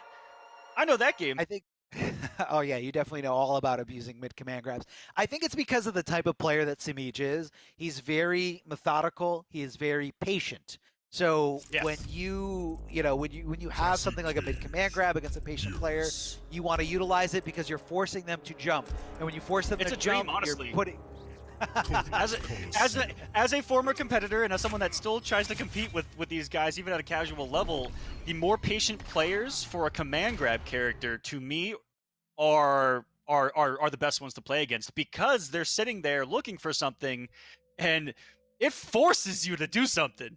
You're either going to take a command grab or you're going to jump, and that's the way it's going to be. Yeah, it forces you to take a risk, and it puts you out of your comfort zone. And that's definitely not the style that Samij prefers to play. So I could definitely see Gur actively thinking, all right, I got to get him out of his, out of his element. And again, these guys are very familiar with each other, all throughout Injustice 2, all throughout Mortal Kombat 11 at a high level. Like, these guys train and play and compete against each other all the time.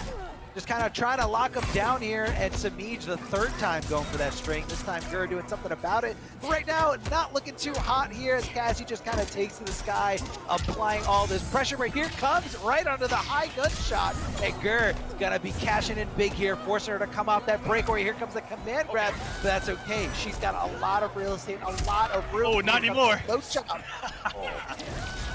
And we're coming. With punish with a sand trap up close, that would have been the crushing blow for death right now. And Gur all of a sudden with the health lead, this could be 150. One more guess for the win. It's gonna be the wake up fatal blow by Samij. No, it's another mid command grab. Oh my! What a comeback! What is eating him alive? And it's the patience, Arma, that you talked about, burning Samij in the end there.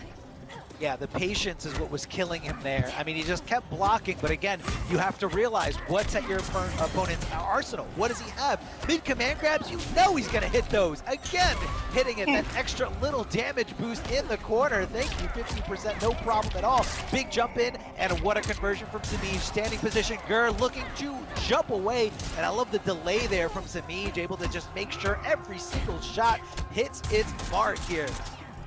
This time not getting punished. Gur able to hit that down one, and there it is, Samij. Yeah, he's getting out of there, but he did mess up that conversion just a little bit there, so Gur does live to see another day. Side switch thanks to that string, 1-1-1, so good. Tries to hit that overhead, and Samij reacting to the movement here and punishing accordingly. That was insanity. Gur does like abusing that because it has a lot of pushback to it, and it sets up a lot of whiff punishes for him, and he banked on that for the comeback. They'll go call it by Samij, using what Cassie's best at, the big advancing safe mids of her own. Jumping out of this. This is a tough, I'd say that this is a tough spot for Jackie though, Arma. Full screen against this particular Gearus, it's going to be really disruptive. Put plus frames out there. Then one sand trap giving Gur what he wants as well, which is closing the gap. And now that Gur's utilizing command grab a little bit more, he's scary everywhere on the screen. That's something I've always kind of wanted to see out of him as a spectator of this game. You know, just get up close and personal a little bit more. I mean, you know, again, some people don't like taking the risk. You know, if you're really successful in a certain range, you know, why? Oh, there goes the patella right into the sand here as we're in the middle of this arena of all this chaos, all this carnage, and Samij just adding to that here, trying to make this comeback in this set, trying to tie this up 1-1. A trade definitely in Cassie's favor thanks to that animation of getting kicked in the gut. Well, tries to go for the interactable. Gur loves his interactables. Keeps himself as the master of interactables. Standing position. Gur decides to block. Good block here. Good decision. Empty jump with a regular throw out of the corner here. It's okay because Gears has great Oki on either side. 14 seconds left on the clock. Down to the wire here. Just hits fatal blow. And of course, not getting punished from that range. But it looks like Gur was looking for some kind of throw in that scenario, and Samij just said, let's go with the regular string. I think that Gur had like back-to-back wrong reads right there, because for one, I didn't see him go for the flawless block anti-air, which I think told me that he was reading empty jump. And then he was, I think, wrong on reading that Samij was going to empty jump throw, and then he did the just jump and string, and I think Gur was just in his own mind right there, right? Thinking ahead. And just being wrong in that situation, because he even got clipped in the neutral there, letting go of blocks. That one back one, just clipped him outright. I think just letting go of block, thinking he was gonna sneak a 4-3 or something in there. Really good callouts by Samij. Now, I do have some in the words. Beauty of Cassie. Oh yeah, go for it. No, it was from Gur. Gur specifically. You know, he was asked what he thought about his path. He said his path looks difficult, but before has come with progress. He was very proud that he beat Deadly Rebel because for himself, Deadly Rebel was someone who's beat him in tournament a lot of times before. So he felt really good about overcoming Deadly Rebel in the winner side of today's bracket. But Samij able to kind of just come in here, trying to activate any kind of crushing blow, any kind of resource that's going to benefit him. And Gur not really going with the full string here, just kind of testing the waters here. One little button, hesitation, one little knee. Yeah, definitely hesitation. You saw it there again immediately after on the 4-2 not committing. And there's been a lot of those where, you know, a couple of commitments here and there could have landed some big damage, but he also doesn't want to take that risk. And that's something you see a lot out of people's, that innate, I don't know, block, like mental block to not want to take a risk. And Samij was one of the first people that I've ever kind of called that out for, because early on in his career, he used to never, and I mean never, take a risk. 0 in one tournament. But now he's gotten a little bit crazier as he's progressed here. And Gur kind of might be catching that kind of fever too, maybe. Yeah, where I feel like Gur is kind of like the opposite of that, where, you know, his beginnings was more of him, you know, playing very aggressive, you know, lots of command grab characters. But now he's kind of learned how to adopt, you know, the opportunities of being patient, when to block, when to try to react. Yeah, I think Adam and Deadshot really changed Gur's playstyle that we've seen kind of carry over here in the Mortal Kombat 11, where it's a mixture of aggression with that methodical zoning that happens to be the perfect fit in Gearus here. So it's just a match made in heaven. As Samij just melting this health bar, and even wrong on the mix-up. Hold on a second. Let me calm down and talk about Gur real quick, because Samij just mixed this man to death with Cassie. Whoa. Yeah, he absolutely did. And whew, that's a tough game to come back from. But you know, like we've reiterated before, you know, these guys are both veterans. These guys have more experience than, you know, anybody else in this top 8, so they know how to pull themselves out of, you know, this negative mentality, this, you know, oh, I can't do attitude. And it's going to be really scary for, you know, whoever these guys come across with, whoever the winner of this scenario is going to be, because both these guys are super on fire right now. Gur, not so much if you look at that last match, but you know he's not too far away. Just a few adjustments, he can kick it into high gear and see what's going on here. Gur did say that Samij is definitely going to be a really tough opponent, but he feels like if he can get through him, he can get through anyone.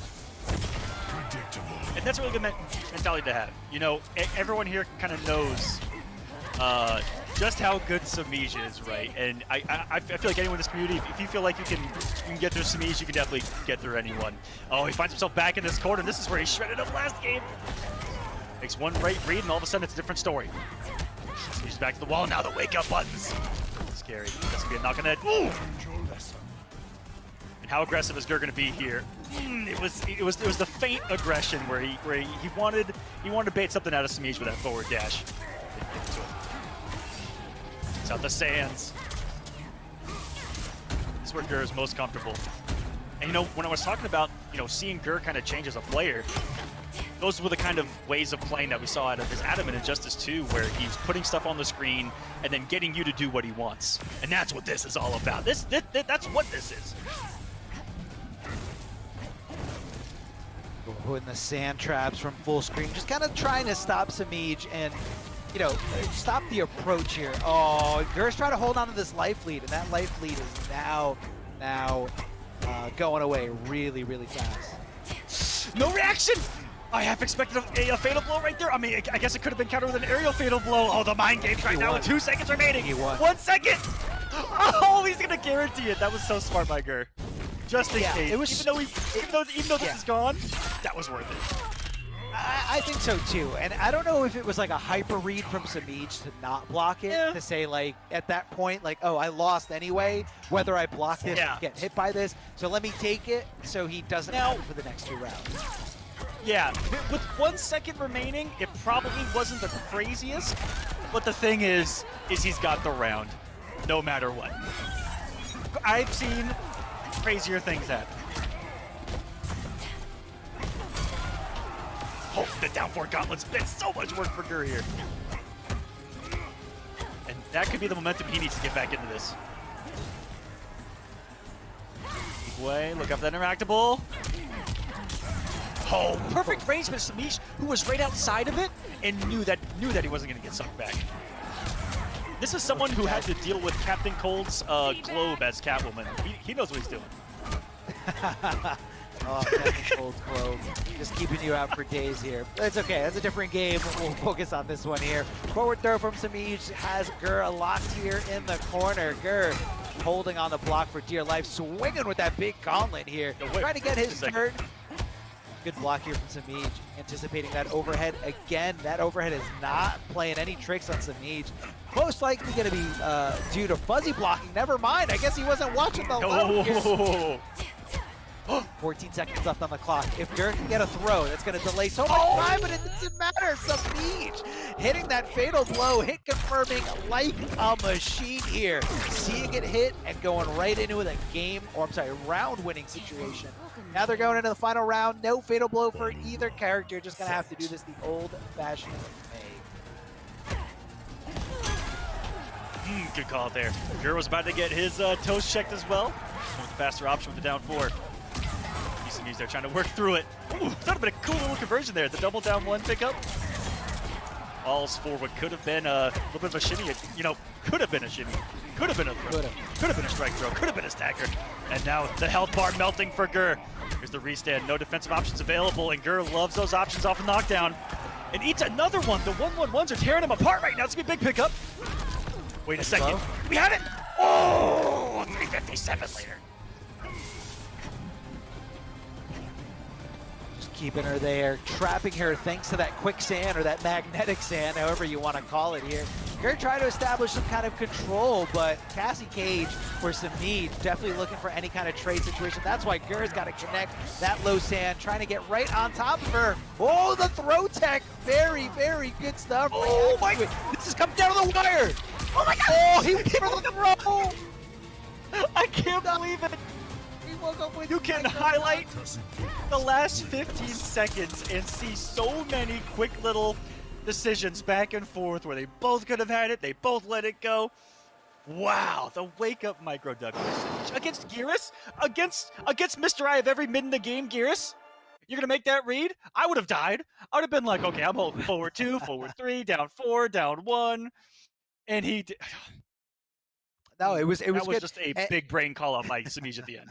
Big brain. I mean, hey, look, it worked out. You know, in that situation, if Gur went for a mid, you know, obviously wouldn't have panned out. But Samij should have another game to play with instead of Gur. But Gur, unfortunately, will be being eliminated from this tournament. And now I fear for everybody else's life in this lower bracket because you're going to have to fight against Samij, not only for a tournament life, but for your final tournament life. So this is how the next round of top 8 is shaping out to be. We saw Hydrinks taking it over Abyss, finding himself in winners finals, where he's going to be going up against the Mighty Unjust, who was able to switch to Cetrion and take it over full auto. And then going down, big shout outs to our fallen brothers here. Deadly Rebel goes down to Bernanoni and thus is eliminated at 7th place. And as we just saw, Gur eliminated from losing to Samij here in the losers bracket. So Samij versus Abyss and then full auto versus Bernanoni. That's going to be the top 6 here so far. So 2 guys are out. Yes. 5 more eliminations left. But before we go any further, I want to give a shout out to the beautiful merch that we are both wearing here. Yes.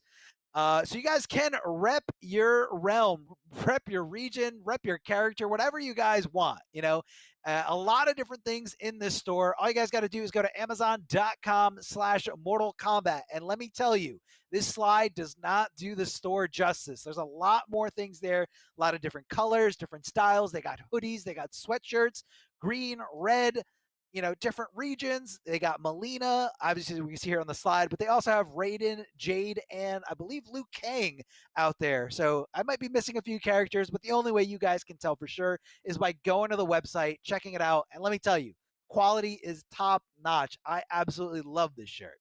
I don't know about you, Mr. Aquaman. How does that shirt feel on you? Oh, super comfy, and you ain't lying. I just pulled it up, Amazon.com/Mortal Kombat. You guys, that's how fast it is. Just type it in, you're there, and you got the entire wall of merchandise. It's beautiful. Go check it out. That's going to do it for us here. We're going to take our first break here of the Mortal Kombat 11 Pro Competition NA week number 4. We'll be back with some more action, starting with winners finals. It's going to be incredible. Don't go anywhere. More Mortal Kombat to come.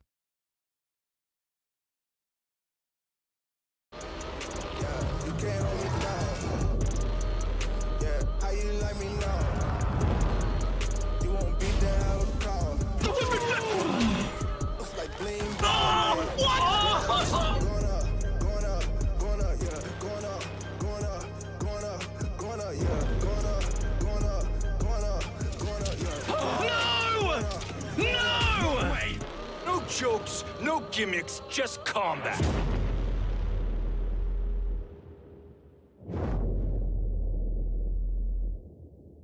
PlayStation. Looking for attention, I don't need the extra tension, cause I'm in the 4th dimension, trapeze high in suspension. Now don't bother with the haters, cause they all be imitators. We're real life manipulators, get it back up and see you later. I like me for me, I'ma be what I'ma be. I like me for me, I am who I wanna be. Na na na na na na na na na. Gotta prove it to myself and nobody else. Gotta prove it to myself and nobody else. I like me for me, I'ma be what I'ma be. Prove it to myself like nobody else. Gotta prove it to myself like nobody else. Gotta prove it to myself like nobody else. Gotta prove it to myself. I like me for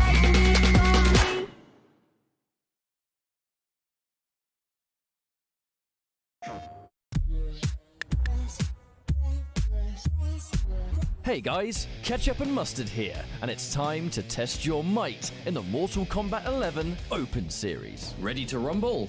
Power on your PlayStation and head to the Events app, filter by type, and select a convenient date and time. Boot up MK11 and locate the PS4 Tournaments menu option. Click it to visit a familiar place, the Console Events tab. Sign up and prepare to play. Once registered, you can view your tournament details and check-in time. A notification will remind you to tighten your black belt and get over here for your match. Continue combat in the open qualifiers to close in on the competition. Thank you for watching, and we'll see you in the tournaments.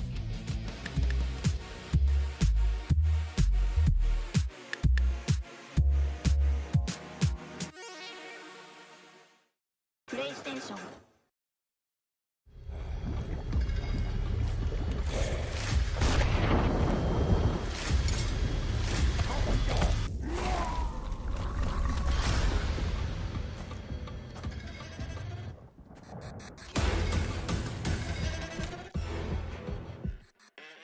Who are you? I'm your worst nightmare.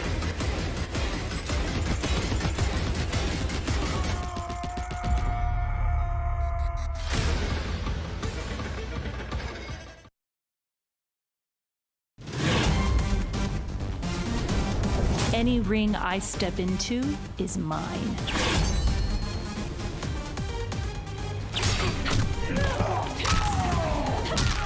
End of the line. Then this fight is now personal.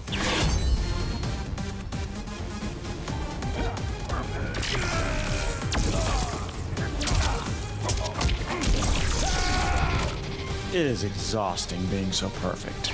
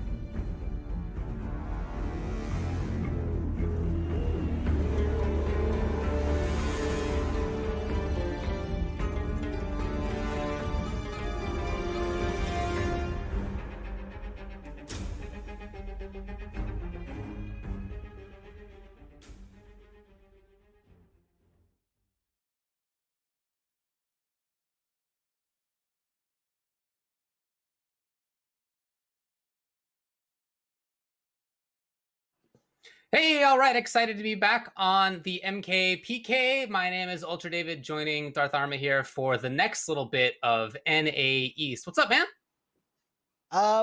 PS4 is up. This tournament is presented by PlayStation 4. So remember, guys, Mortal Kombat Pro Competition is presented by PlayStation 4 Tournaments. Check out the PS4 Tournaments Open Series. PS4 Tournaments are weekly competitions for all skill levels.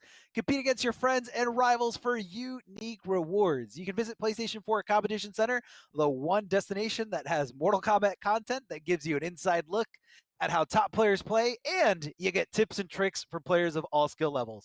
Guys, it's so easy. All you got to do, go to compete.playstation.com, sign in with your PSN IDs, and then you can see what tournaments are there. But for the most part, yeah, David, everything's cool. We're excited to be representing PlayStation 4. We're also excited to, just see this. Come on, man, you cannot doubt that this is the most stacked region like out there. When you're talking about all the different regions, not to throw shade at any other regions, but it's just a lot of talent is in this densely populated part of the world, and that's, Of course, that's stats. I know that you're from that part of the world, so part of me wants to be like, what bias? And I'm from the other part of NA, but also, yeah, you're right. In fact, it's so stacked that some people are trying to get out of that region, you might say. Wow. Whoa. Wow, amazing. We'll get to that later. So we've been through the first round of NA East for week number 4. Let's just briefly look in on the bracket. We'll remind you all about what's going on here. So we have seen that Hijinks and the Mighty Unjust will be paired up in winners finals. We've also seen Deadly Rebel be eliminated. We've seen Gur as well just then. Man, these are some big players for sure, as we were just talking about, right? How stacked this region is. So the next round of losers will be Full Auto and Burn and Oni, and then Abyss and Samij. There are no weak matches from this whole top 8. All of this is going to be sick. It's already been sick. We're moving on though.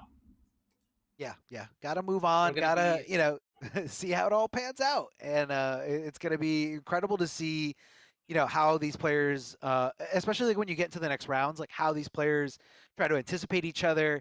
And I know everybody's scared of Samij. Like down there on that lower side, on the loser side, you're gonna be scared of Samij because he took out one of the biggest names in Mortal Kombat 11 competitive history. A lot of legacy there in that match, and Samij is looking great, man. Like everything's on point, decision making on point, being able to flawless block all jump ins coming at him on point, and that's not an easy thing to do. He's a frightening player for sure, and even before this top 8, he eliminated Biohazard to get here, among others. A couple of other very strong players as well. He got second place at the first one, NA number 1. Obviously, the guy can do it. There's no mystery about that one. So we're waiting for the Full Auto match. We're gonna have Full Auto versus Samij, as we were just talking about. As far as how Samij got here, he lost to Ludi, but then other than that, as we were just talking about, he's been looking fantastic. Full Auto, this is actually unfortunate for Biohazard. Full Auto is the guy who sent him to losers in the first place. He was then taken out by Samij. But Full Auto, I mean, he is in losers now, right? Having just lost to Unjust, who's looking super, super good. But took out Emperor Aztec and Burn Noni and Biohazard in his own winners side round even before getting sent on to losers. So, obviously a very, very strong player as well. His thoughts on the matches, here's what he wants us to say on the broadcast, right? We ask everybody, what do you want us to say on the broadcast for you?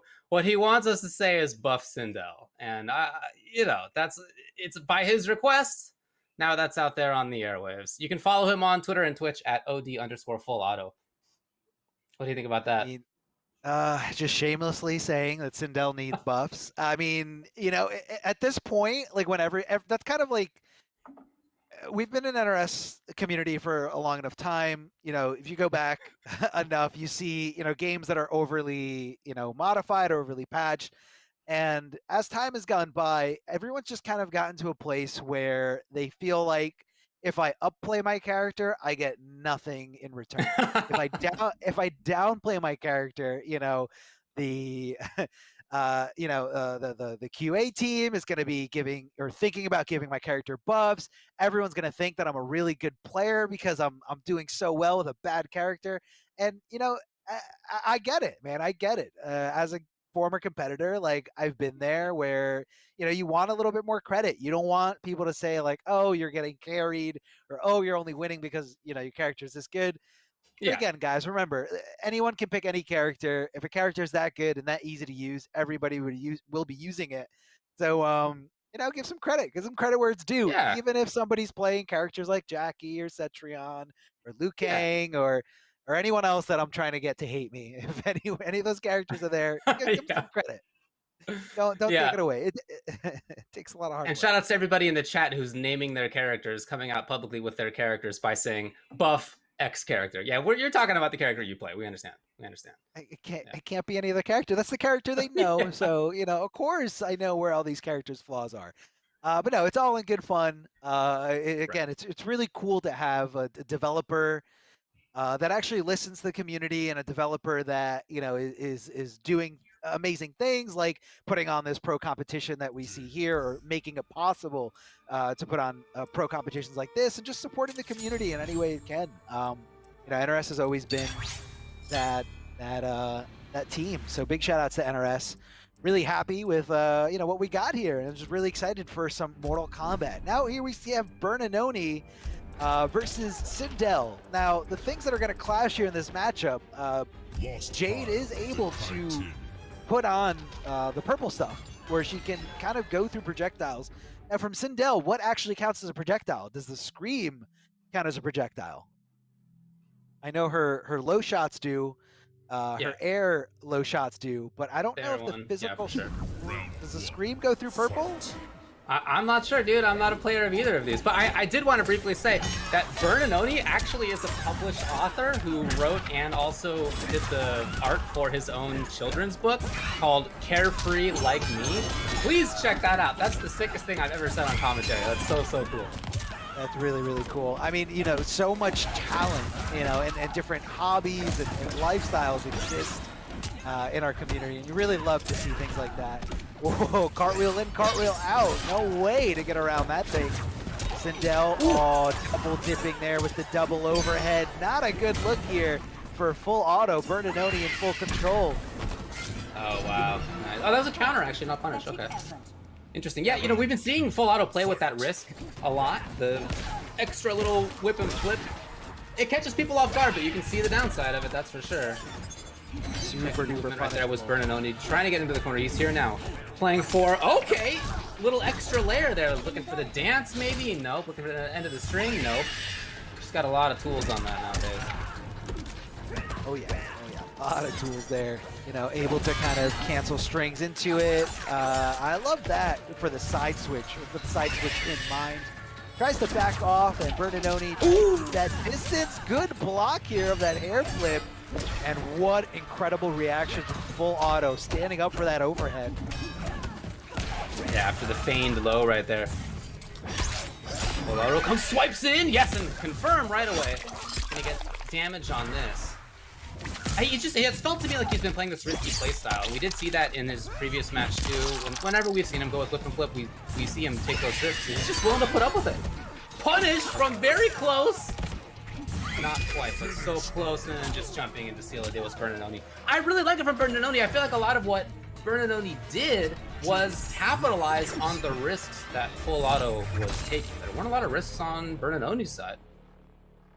No, he's definitely keeping it nice and safe. You know, not going crazy, not diving into the overhead too often. There's like a few of them here and there, but it wasn't really the source of, you know, damage or the reason for the win here. I think for the most part, it was just kind of keeping the pace and waiting for full auto to put himself in a punishable state, or to, you know, put himself in range of Wiggly Stick. Wiggly Stick is really good.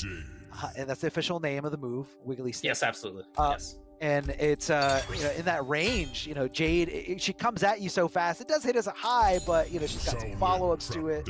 And, you know, she can kind of stop you or try to go into, like, you know, trip guarding. But, you know, Bernanoni in control. Bernanoni taking that first game, full auto, still with 0 here on the board. Any changes on this? Doesn't look like it. Looks like he's feeling comfortable. Whip and flip. How many whip and flips are we going to see? Maybe he'll do no whip and flips. and just start throwing. Oh, the dude is a projectile. Cracks me up.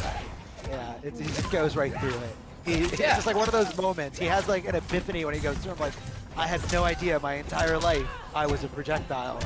Yeah, I haven't been physical my entire life. He ascended. You know, he was really studying there for a long time as a monk. He found that enlightenment to become a projectile. There's definitely a lot of activity on full auto side that I like to see right now, and it hasn't been of the risky kind. Right there, okay, you know, you're doing the option select with jump in the air, not really the same deal. Other than that, he's just been controlling these great spots. He hasn't let the purple stuff get started, really, at least not for a while. I like that a lot. There's a lot of great things from him in that round. Oh, yeah. Good adjustments. Really, really good adjustments for Auto. Oh, as soon as we say that, he goes for the craziest thing in the world.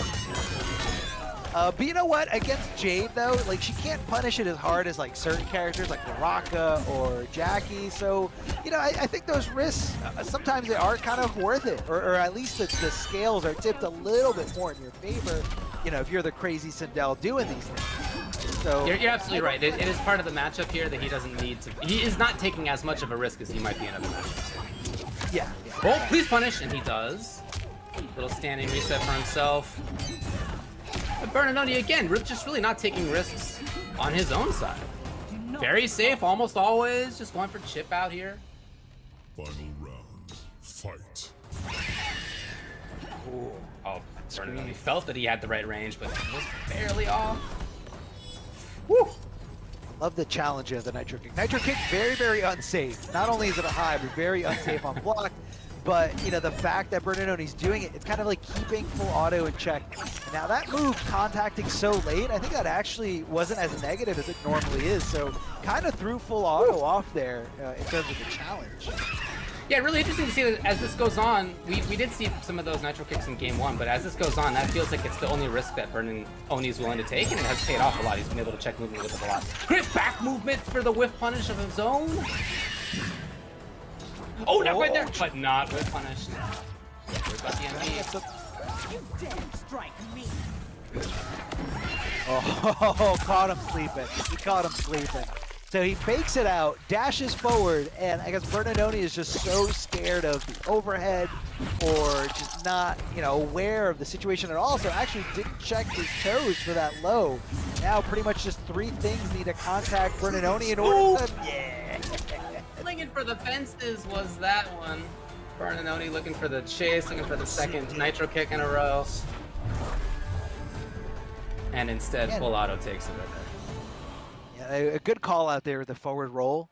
You know, for only 1 bar of defensive meter, you know, you can really get into situations that, you know, if your opponent's a little too like over aggressive, or they commit to a really long button or very delayed string, you know, you can get a full combo punish or a game-winning hit there, as you can see there from full auto, because your opponent's going the wrong way. So it's one of those options that you kind of always have to be on your toes for.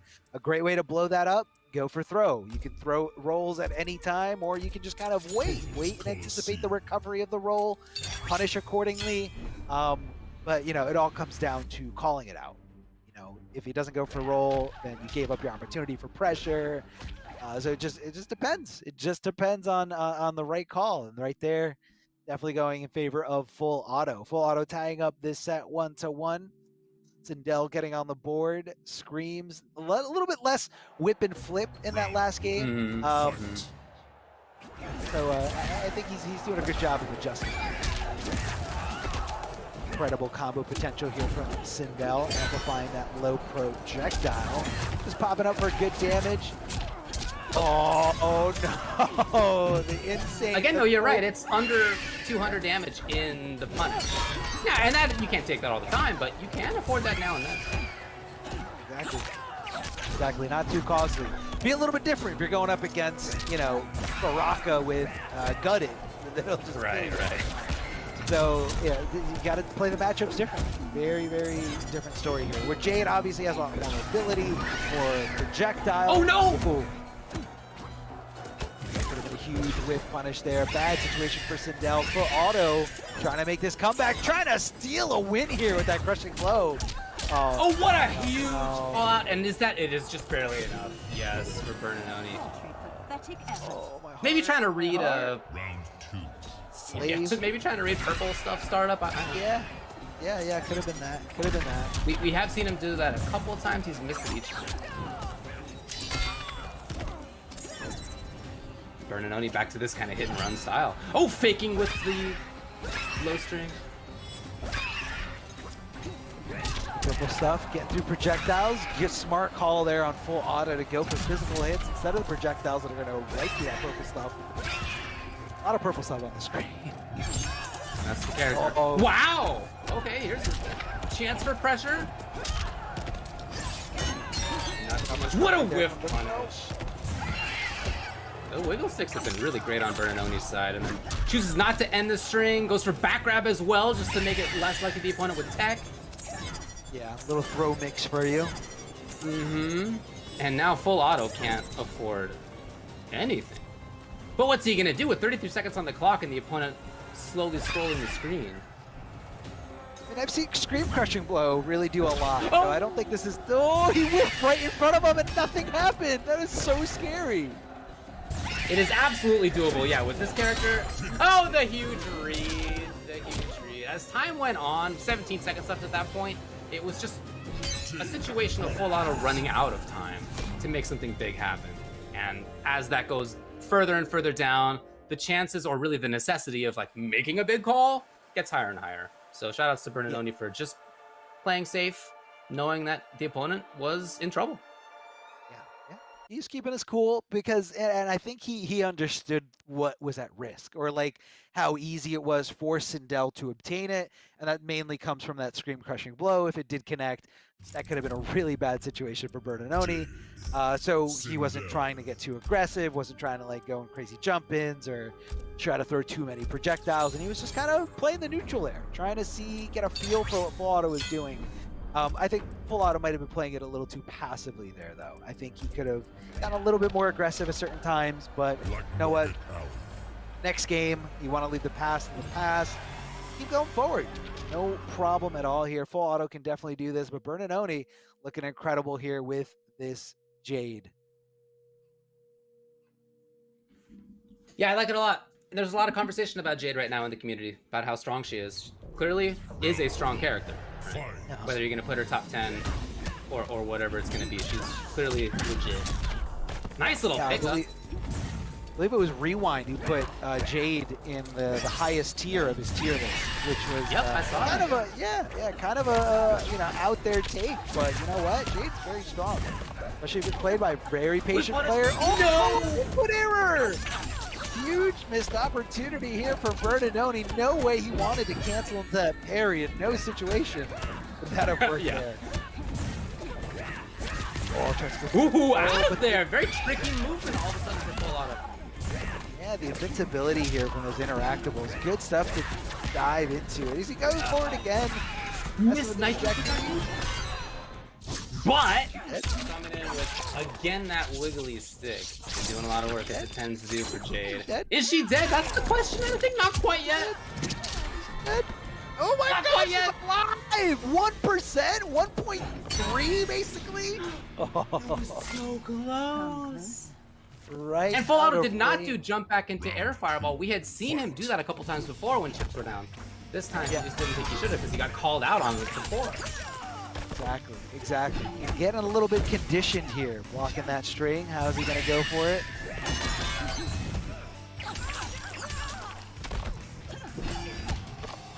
Really looking for it. Full auto maybe trying to turn on some movement and he backs off. The risk. Is that a punish? Yes. Bernanoni's not letting any of this go.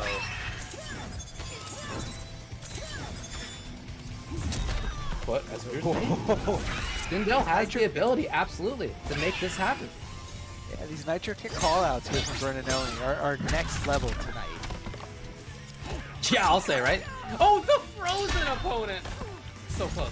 Even chip is a big problem. Waited for just in case. Yeah, she's got a great way to steal the round on a chip right there. That's a 3-1 for Bernanoni. He's looking very strong. Yeah, I like the decision to, as you said, he waited for it. You know, he was waiting for a possible, you know, up 3 or up 2 on wake up attack. He was waiting for a visual cue of a delay wake up where, you know, they don't have access to wake up attacks anymore. Also didn't want to commit to anything that possibly could have got, you know, jumped in on. So he just waited.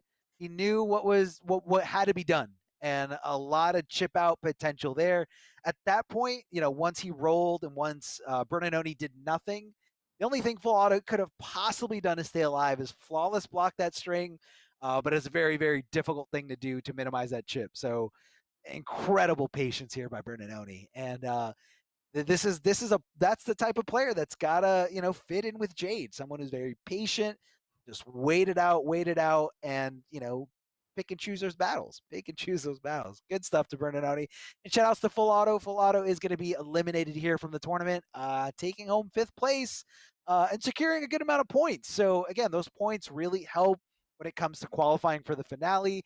And reminder to everyone, this region has a $10,000 prize pool for their finale. So you want to get as many points as you can. And once you get enough points to qualify in there, you want to get the best seed possible. So, you know, the sky's the limit. Go for as many points as you can. And a lot of new faces here in this top 8. I'm really, really glad to see it. Really glad to see the diversity of different players, different characters. It was fun. Yeah, I was just going to say that I like that a few of these people, as you just mentioned, don't have points yet.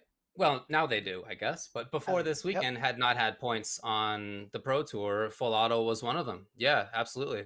The West will have a few more players who are in that same boat, who we know are good, right? It's not like we are just learning that they're strong players, but, you know, haven't made it that far or haven't actually entered yet until this weekend as well. So not really new faces, not really the right terminology, but players who are now in the MKPK that, you know, we knew would do work once they showed up.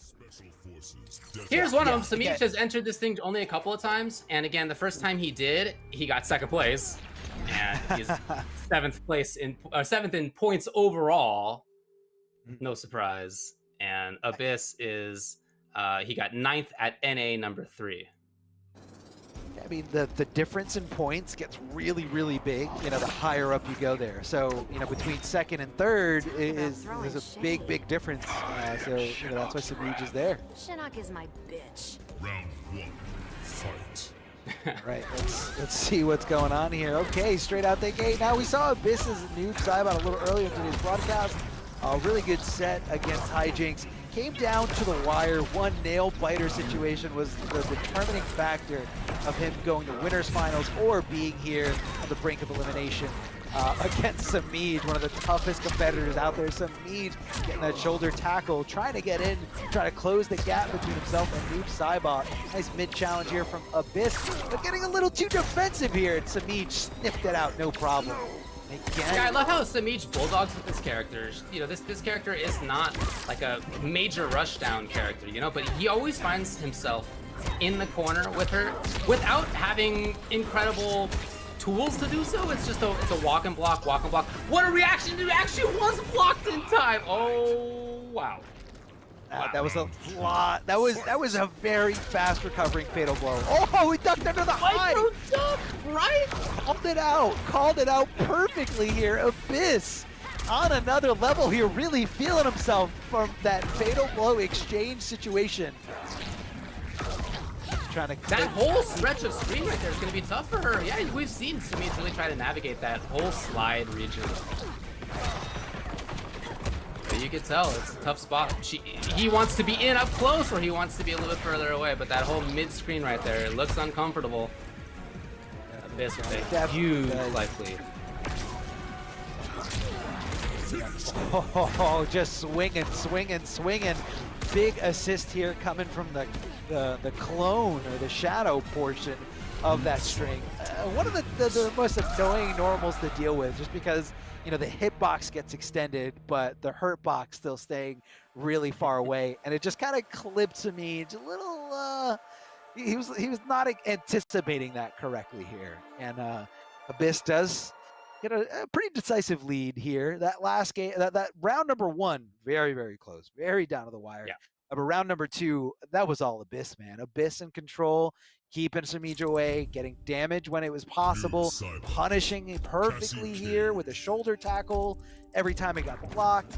And Noob Saibot definitely hits like a grown man. Like Noob Saibot hurts when you punish, you know, kind of a complete counter or complete opposite to a character from like Jade, where Jade doesn't really hit you so hard. You know, she hits you with a decent combo into a restand for most situations. But Noob Saibot, like, he hurts. Especially if he's got that that amplified teleport equipped that can combo even more. Oh, what an anti-air from Samij. Recognizing the fact that it was going to connect, amplifying and using that bar perfectly, and forcing Abyss to come off those the two defensive bars for the breaker. So Abyss, with getting this grab here, gets to reset the position to a more comfortable spot for himself. Does find himself moving in a little bit, but not so much. Yeah, he wants to keep that spot on screen. Now maybe a little bit worried about Fatal Blow. Tried to counter poke. I like the idea from Samij, but just not quite there. And now walking forward, we've seen this happen for Samij many times. Oh, but just knocked out of the sky. Yeah, I feel like the jump, Samij will go into the range where like the high mid, the one that has the crushing blow, he'll go into that range, and instead of going for that string, he'll go in for a jump in to counter what you would counter with that string. But Abyss just staying real patient, waiting for the jump in, reacting, using his eyes, using his senses to kind of just stop Samij right in his tracks. Yeah, I think patience is really the name of the game. I think that's perfectly said for Abyss. Look at him here. He's slowly taking off a little bit of life here and there from Samij. If he gets close, like we were talking about, he can really deal big damage quickly, but he doesn't need to necessarily. He can keep his spot on screen just outside of shoulder range. And we've seen that whip a couple times, even from a player as strong as Samij. Real tough spot for Samij right now. Can't get in at all. Even chip is a problem. Not gonna happen. This is looking really, really strong by Abyss. I mean, we were talking about this specifically, I was talking about two players here in this top 8. They're on the lower side, Gur and Samij, and the winner of that is going to have to face Abyss. And I was like, man, that's a tough road, a tough matchup for Abyss. Like, my heart goes out to him. And, you know, 2 games so far, Abyss looking miles ahead of Samij. Like, I think at this point, Samij might be considering playing a different character. Whether it's like specifically a matchup thing or just, you know, Abyss, but it looks like he's sticking with his guns, so to speak, staying here with Cassie Cage and, you know, trying to fight out through this matchup. Now, I believe Abyss is a Noob Saibot loyalist. I don't think I've ever seen him play a different character. So, you know, being counter-picked, I don't think is what Samij is fearing right now, but I think he just feels like he's understanding something. And you can never really count Samij out. Down 2-0, down 3-0, down 5-0. Like, Samij will learn on the fly, will adapt with the best of them.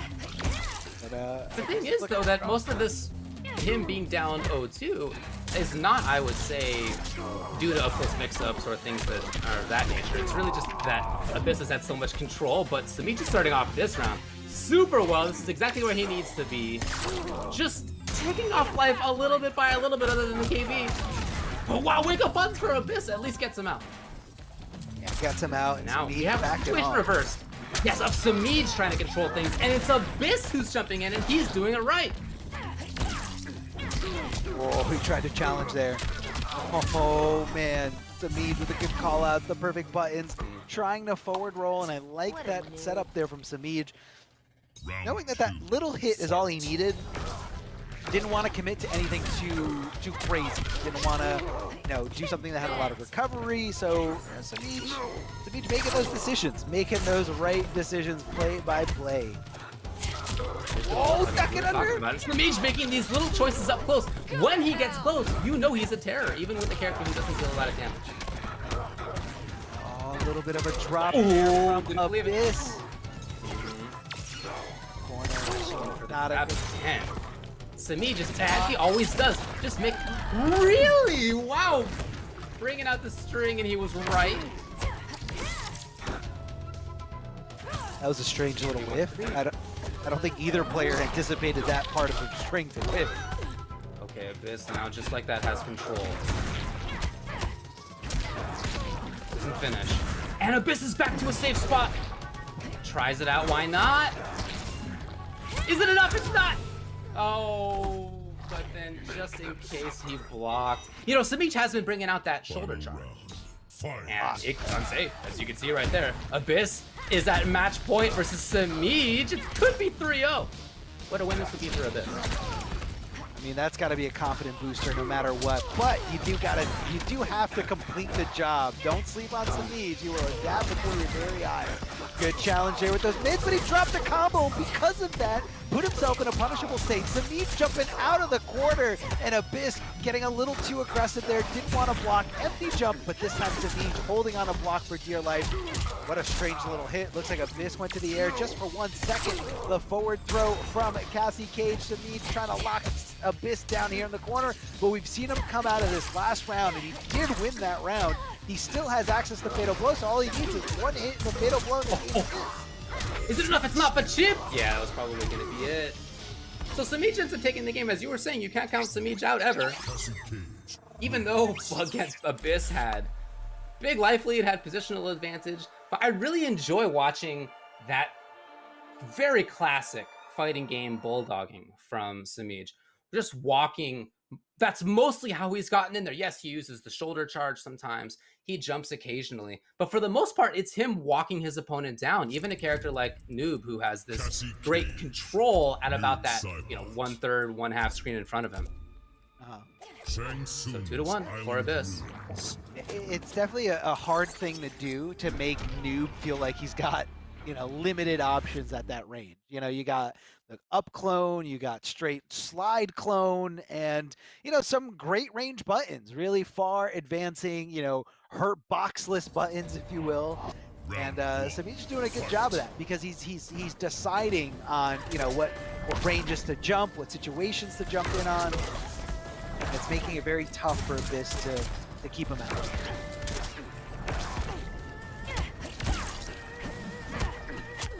Yeah, here's Samij. You notice that once he gets close, he's finding a lot of the right moments to attack or to block, too. It's not that he's constantly pressing buttons up close. He actually has blocked quite a bit in expectation. He is controlling. Not for long, though. It's Abyss back to where he wants to be now. This battle of who can be up close, who can be far away. Really what it's all about.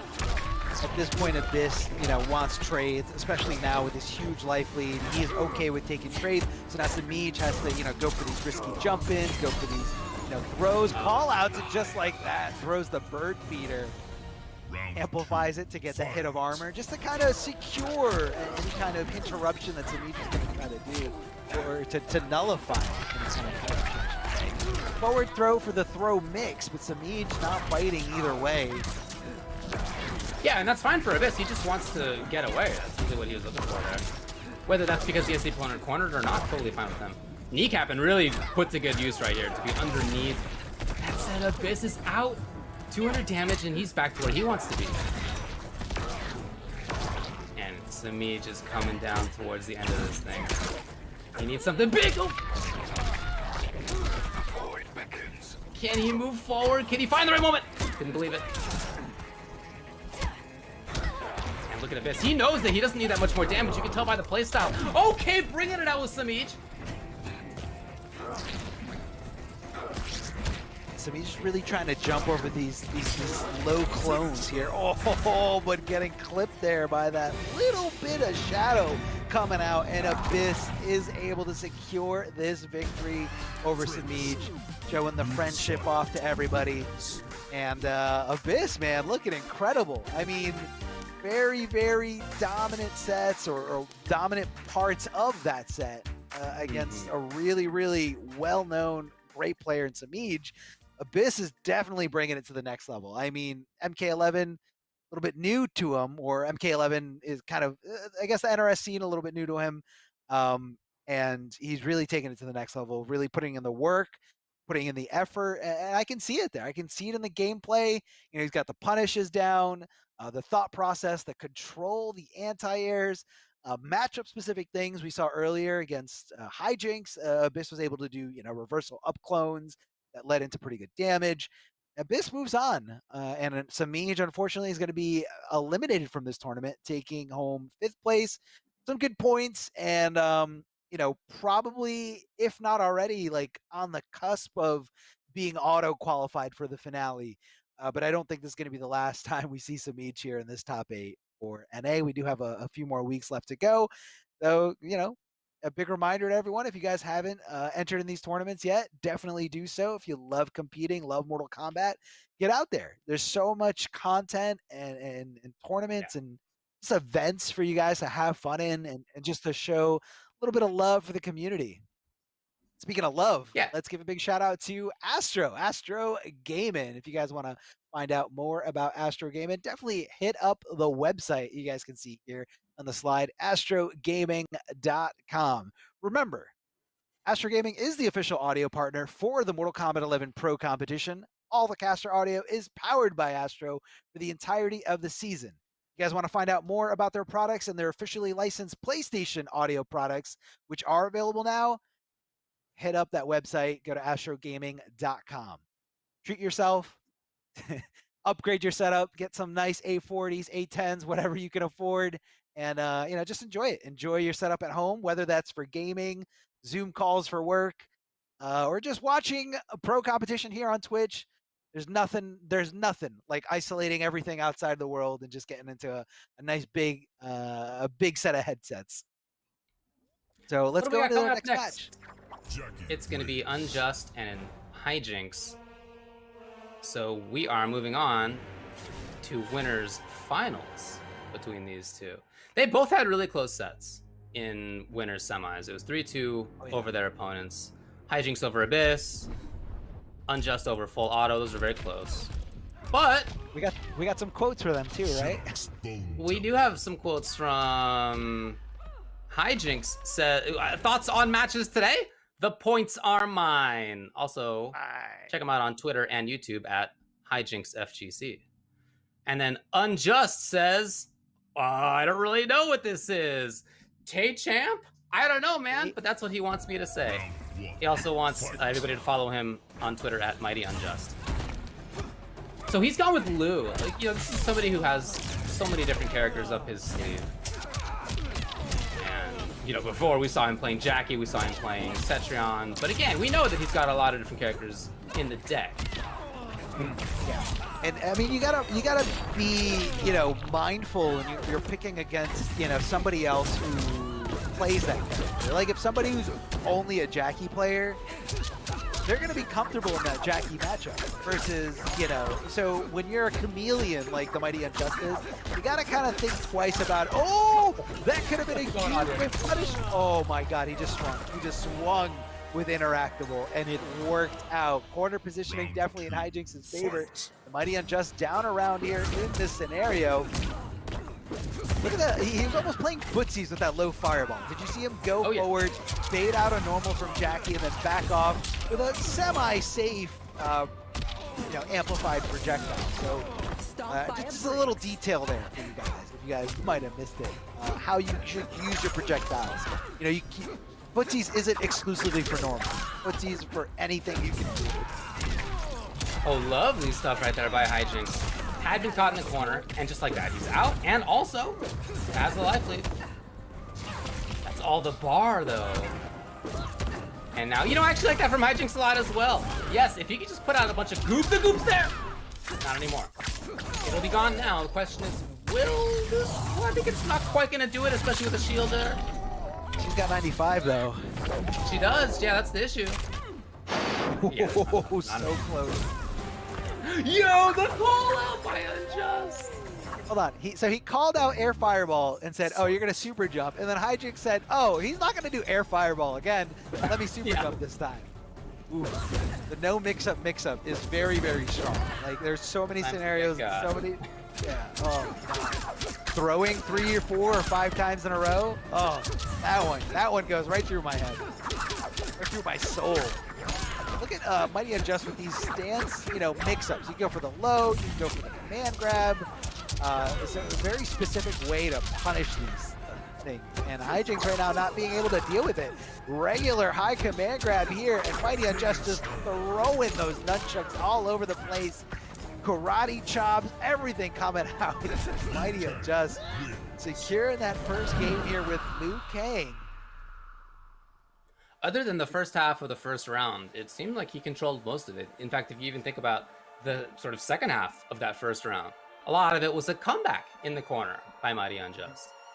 Oh yeah. So yeah, he looked really strong. I love the ranged callouts that he had, as you were bringing up, especially at the end of that second round where he blew up the intended super jump. But just other than that, yeah, mixing up well in the corner and playing good footsies and taking risks sometimes, but also other times just being very solid. Black Market Alley. Yeah. That's what it is. That's what he, strives for when in terms of, learning all these different characters, just kind of doing something that works.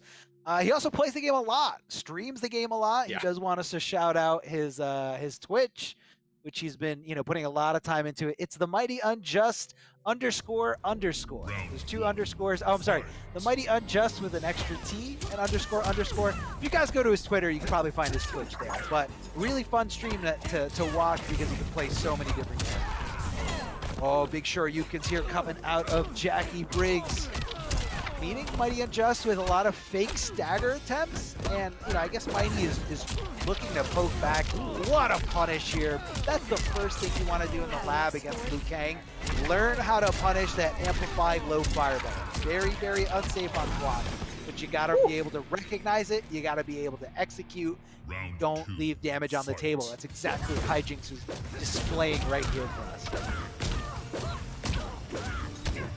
Back to controlling the stage here is Unjust, and yeah, you can see him trying to take up space. But the jump in, yes, from Hijinks. And doing a ton of damage, as she does before breakaway.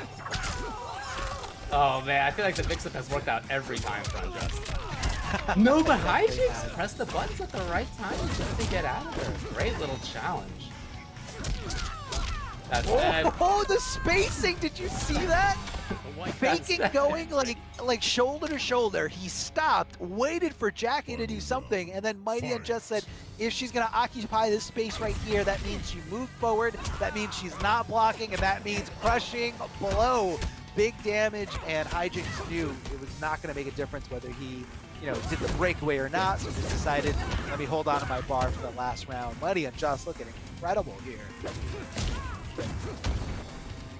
High shots going his way. Jackie getting burned a little bit here. Free damage for the Mighty Unjust, if you will. Challenging with probably the best string in the entire game. Stand 1, 2, 3. Kang. Maintenance plus. Leads to damage. Inconfirmable. I mean, what else do you want here? Ducking right under the interactable. Big punch coming after the downward shot as Jackie ending it here with a crushing blow. Might not get a chance to do it any other time after this. So why not? Use the resource. Come off of it. Absolutely. And just try to secure this round. Neck and neck. These guys are coming down to the wire. Super sweat fest right before our eyes. Hijinks has not pressed the button in so long. He's hoping to see what punch just hit that may have been the chance, and just didn't quite take it. Nothing after that, and then no confirm either. Hold on. He's got fatal blow. Play for both. Got fatal blow. He needs 1 hit. Hey, there it is. The confirm comes from Mighty Unjust. Both of them, I do think, had chances towards the end of that round, but you could really tell how much sort of they were frozen, each one of them, even as they were moving around. Neither one wanted to take big bets. Mighty Unjust takes the second game as well, so 2-0 with his Liu Kang. Yeah, and you got to feel real good if you're Mighty Unjust. I mean, you're not showing all your cards right now, but Hijinks, pretty much exclusively a Jackie player, and I don't think that there's much that Unjust is trying to worry about outside of Jackie. So, he's got the target, secured, understands that this is all just right here. He's doing what he's got to do, and it's working. But that last round was very close. It could have gone either way, and it came down to Liu Kang getting the first hit.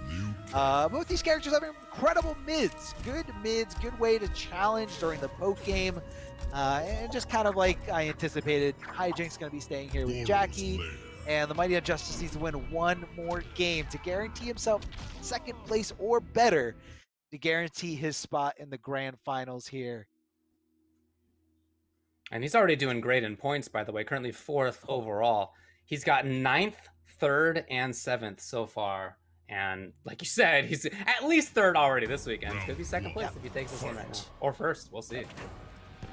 I mean, hey, oh, hold on, downward shot. Hijinks trying to secure that grand final spot. But no, man, you can go to the loser's bracket. I'll stay here. Whoa, look at that movement right on top of the prone body of Liu Kang. Here comes the command grab, side switch. Now Liu Kang in control here. Jackie up against the wall, up against the ropes here. Oh, swinging for the fences here. And again, there as well. But same thing from Mighty Unjust. Oh, that was such a smart cancel in the air. And a little bit of a drop for Hijinks, but right back into it and takes the round on the strength of that. Very interesting to see how little Hijinks has challenged in about the 1/3 screen range. It's almost always been that he starts crushing from outside of that or as a whiff punish. Which makes sense just based on the characters, right? Here we go. I love that punish of the flying high kick. You know, so you really got to think twice about where you're going to put that goop if you're Jackie. You know, so a lot of them like to do the air goop, a little bit harder to hit on the recovery. That's going to be 3 amplified bicycle kicks, so that crushing blow is locked and loaded if the Mighty Unjust does find it. Break away to avoid a disastrous situation, but when you got no bar, you got no wake-up options, and the Mighty Unjust is totally fine with that. Says, you know what? You're right. I should hold that crushing blow for the final round because I just need one more round here to take this 3-0 victory. So Hijinks, you got to kick it up a notch. Looks like he's doing a great job of that. Good call out of the breakaway, getting him on top of that goop. Damage over time, DOT for days. Jackie with a big jump in here over the other side. Mighty Unjust trying to trip guard something. This is Hijinks running away with this. Mighty Unjust with the very unsafe low fireball, but that does pan out. Woo! Call out of the forward roll. Big damage here thanks to that crushing Liu blow. Kang. The snowball. Oh my god. Character. Oh man. How? Down the hill, all of a sudden that's an avalanche. How did he make that comeback? I mean, it was just right decision after right decision. Called out the forward roll, hitting him in the air, going right into the fatal blow. Mighty Unjust taking this 3-0 over Hijinks. Disco dancing his way into the grand finals, where he is the only player left with both of his tournament lives still intact. So he's got to lose 2 sets in order to lose this tournament. I mean, Mighty Unjust looking great right now. Liu Kang, man. Liu Kang doing it for him. I mean, 1, 2, 3, fatal blow. Those crushing blows, those mix-ups with the command grab, very tough, man. Very tough to deal with. The thing for Mighty Unjust is that it is true that he won with Liu Kang, but we've seen him take it with so many different characters in so many different matches, not just in the MKPK, but in various community events before, the Open Series. I feel like he's won with like 20 different characters in that. He has such a command of so many different characters and not lightly, right? Not like, oh yeah, I can play X and Y. No, but like he takes tournaments with these characters. Super, super strong. Yeah, I mean, it's one thing to like learn the BNBs and like do combos and do training room stuff, but like it's another thing to like understand spacing, where your character is stronger in terms of like, you know, the short range, mid range, long range. And now on top of all of that, you got custom variations where you got to see, you know, when you're playing this character and you need to rely on, you know, certain tools, you got to equip these things, all these different matchups, and somehow the Mighty Unjust keeps it all in his head and is able to get here to the grand final. So the big shout outs to the Mighty Unjust, securing second place or better. But that's not going to be the end of the tournament. We still have some more rounds here on the lower bracket or the losers bracket, however you want to call it. And, you know, whoever makes it through the end of the losers bracket is going to have to face the Mighty Unjust in the grand finals. David, you want to shout out some PlayStation for us?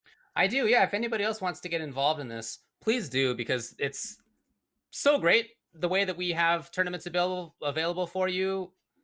Obviously, the Mortal Kombat 11 Pro Competition is presented by PlayStation 4 tournaments, and you can check out the PS4 Tournament Open Series. There are weekly competitions for all skill levels.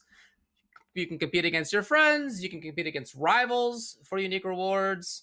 check out the PS4 Competition Center. It's the one destination that has Mortal Kombat content that gives an inside look at how top players play and tips and tricks for players of all skill levels. Just head to compete.playstation.com and use your PSN ID. You can see a list of available PS4 tournaments to sign up. And again, for the Mortal Kombat Pro Competition events, we have consistently gotten tons of players. Again, this week, hundreds of players for both NA East and NA West. So we move on now to the next round of losers, where we're going to have in losers semis, Burn and Oni and Abyss. I just wanted to shout out Abyss because I thought his quote before this whole thing started was good too. He said, in terms of his thoughts on the matches, I don't plan on losing at all today. Everyone I face today will know fear. Dude, that's pretty sick. Hey, man. And so far, the only person to have taken it from him was Hijinks, and that was, again, 3-2, very, very close. Yeah, Nailbiter, one decision away from determining win or loss. So yeah, I definitely get it. I love that he's diving into his character a little bit. Right? Yeah. Saibot, of course, the edgelord. So you gotta try to instill that fear any way you can. But right now, Burn and Oni doing great with his wiggle stick, staying in that range. Now these are two characters that are gonna. I feel like they're fighting for very similar range. You know, mid-range, footsie-based characters, and they both have some pretty good full-screen presence, whether that's Noob Saibot's teleport or Jade's airglaive, as you can see right there, punishing that fatal blow, which does reach from full screen. I do think this is a tough one for Noob. The fact that Jade can phase through so much of what Noob likes to do in that mid-range just can make it tough, right? Now, he has other tools. He can definitely play up close. He's got a couple of good strings. Well, high, right? He's got a fast mid. Like, he has other things, but the main game plan that he likes to do, I feel like Jade is pretty good at getting around. I can see that. We'll see, though. I mean, look, first round goes to Abyss anyway. Commentator's curse. What are you gonna do? I know, yeah. Oh, beautiful teleport there. I mean, able to kind of recognize she took to the sky. You can't block in the air, so you're definitely susceptible to anything like that, especially something that auto tracks for you. Oh, that is an accidental breakaway. No way he wanted that. There was no combo potential in that at all. But you know what? You're just going to have to deal with it. You're not going to have bar for some time. Jade doesn't really have any damage in combos to break away from anyway, so what's the big deal? Backing off Abyss, trying to just stall as much as possible here. Jade closing in on that gap, trying to just block off the real estate. The movement here from Noob Saibot wakes up with the low buzzsaw here. Armor it up, make sure it does hit. It actually was an underwhelming amount of damage here. Oh, whiffed it right in front of him, but didn't punish. And roll into buttons for Abyss. There was a period of, honestly, something like 15 or 20 seconds when Abyss didn't press the button at all. He just kind of walked back slowly. He took up a lot of time, not so much space, wasn't being so active. He just wanted to play it slowly. He wanted to outlast the purple stuff. He wanted to run down the clock a little bit. He wanted to have that style. I also have noticed that in a couple of the situations where they've ended up close, where Abyss actually has ended up taking it, it's been because of that. He kind of allowed his opponent to get closer in a way that he then took advantage of. Yeah, and it's all about, you know, getting that life lead too. Like, obviously, if you don't have the life lead and you play it lame or you back off, like, there's no, you know, a top level player is gonna be like, I really have no reason to go in on you. If you want to stay back there, that's fine. I've got air glaives. I can throw on purple stuff. But yeah, it's about taking advantage of that situation. Now, of course, you got to earn the life lead, which isn't a very easy thing to do against Jade. She's got a lot of options right out the gate. Airglaive to kind of just be that little bit of annoyance, that convenient damage for her that does tack up very, very easily. Wiggle stick, trying to make something happen here. Abyss getting that first hit, clipping with that down 3. Not close enough to challenge with any standing ties or anything like that, but able to go with 1-1-3, no problem punishing Jade. Oh, what a check out how offensive Abyss is here. He's really moving forward a lot. Yeah, but I want to qualify that. Not just that he's going in Rago. I mean, he is walking forward up to a specific spot where he can anti-air a start with forward 2 or something like that. Yeah, that was really, really well spaced, even while playing offense from Abyss. Yeah. super well spaced. And yeah, like you said, very aggressive. I mean, look where these guys are right now. Jade up against the wall, completely different scenario than we saw before. And Abyss is just doing a good job of mixing it up, you know, throwing different styles at your opponent to kind of keep them guessing, try to stay as unpredictable as possible, unconditional as possible. Oh, what a good spacing here, but doesn't confirm into anything, any kind of cancel. And that is very unfortunate. Every single one of those Nitro kicks, very, very, very unsafe stuff.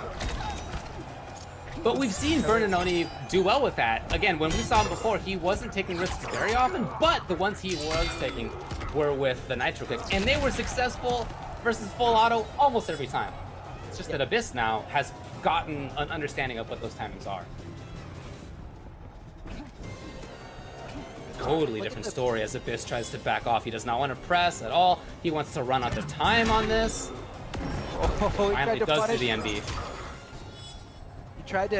He anticipated him not to amplify it, so he was trying to challenge there in that scenario. Big pole vault to get over the projectile, and Jade just jumping around like crazy. Unfortunately, Abyss's patience came back to bite him. Dance, cancel right into the low, keep that aggression going here. Tries to go for some kind of throw miss mix, in my opinion. Instead of throwing towards the corner, decides to look for an escape failed out of Abyss. What an air-to-air jump in one instantly to just stop anything your opponent's trying, but Jade able to get that purple stuff thanks to those super plus frames on a hit. Going right through, but he wasn't ready. He wasn't anticipating that, and it kind of caught him off guard. That could have been a very bad spot there for Abyss. So he is very lucky to come out of that situation alive. Oh, wait, Clone? Yeah, Clone goes to purple stuff? That's what it seemed, yeah. Yeah, I saw the string, the portions of the string go through the purple stuff. Good block! Yeah. We got desperation. And exploded! All right. Decimating, that strikes me as just being a little bit desperate for Bernanoni. And thinking back to how he played versus full auto, where he was taking risks on the Nitro kick, yes. Other than that, it wasn't really about that. It was about very stable stuff. That's how we ended up taking it. Here versus Abyss, as Abyss gets control, early, whether he wants to be pressing forward or running away, has felt like Abyss has mostly had control. And it may be that is getting Bernanoni off of his game a little bit. Yeah, I can definitely see that. A huge call to desperation, going for that fatal blow, and that just kind of shows you what Abyss has kind of pushed Bernanoni to. Very uncharacteristic, like, especially you definitely shouldn't do that against a player that's playing as patiently as Abyss is here. Things like that, thanks to the armor that does kick in after 5 or 6 frames. Pretty good against someone who's being very aggressive, or somebody who doesn't, who's not very good at reacting to the overhead. But Abyss has been showing that, he's reacting to that overhead from Jade, and he's not being aggressive. He's not being, too antsy. Just kind of waiting for the opportunity. Big teleport there, recognizing Jade took to the sky. Easy punish, easy damage for him. Stopping that overhead, very slow overhead, right in its tracks, down 3. Oh, gets the punish here from downtown. Able to break away to avoid a little bit of damage, but not really much in my opinion. So it's going to be a very costly breakaway for Jade. So, boy, this is a chance, yes. So we're finally going to see a situation where Bernanoni is the one who has a significant life. What does he do with that is the question. Amelia is something amplified, but immediately Abyss almost there on the life lead. He's got it. Look at that. For 5 seconds, Bernanoni had the life lead. Waves all over the place, trying to just chip away at anything. The Nitro kick's so scary. Oh, so scary. And the last thing Bernanoni expected there, after that whiff over the back roll, he did not expect that throw, and that was the right call out here from Abyss. And off the skin of his teeth, does get that round. That was very, very close. Good flawless block to get the tides back in your favor here. Bernanoni able to keep it nice and safe thanks to that Delia's dance. Didn't amplify it there, and Abyss wasn't ready to swing as soon as possible.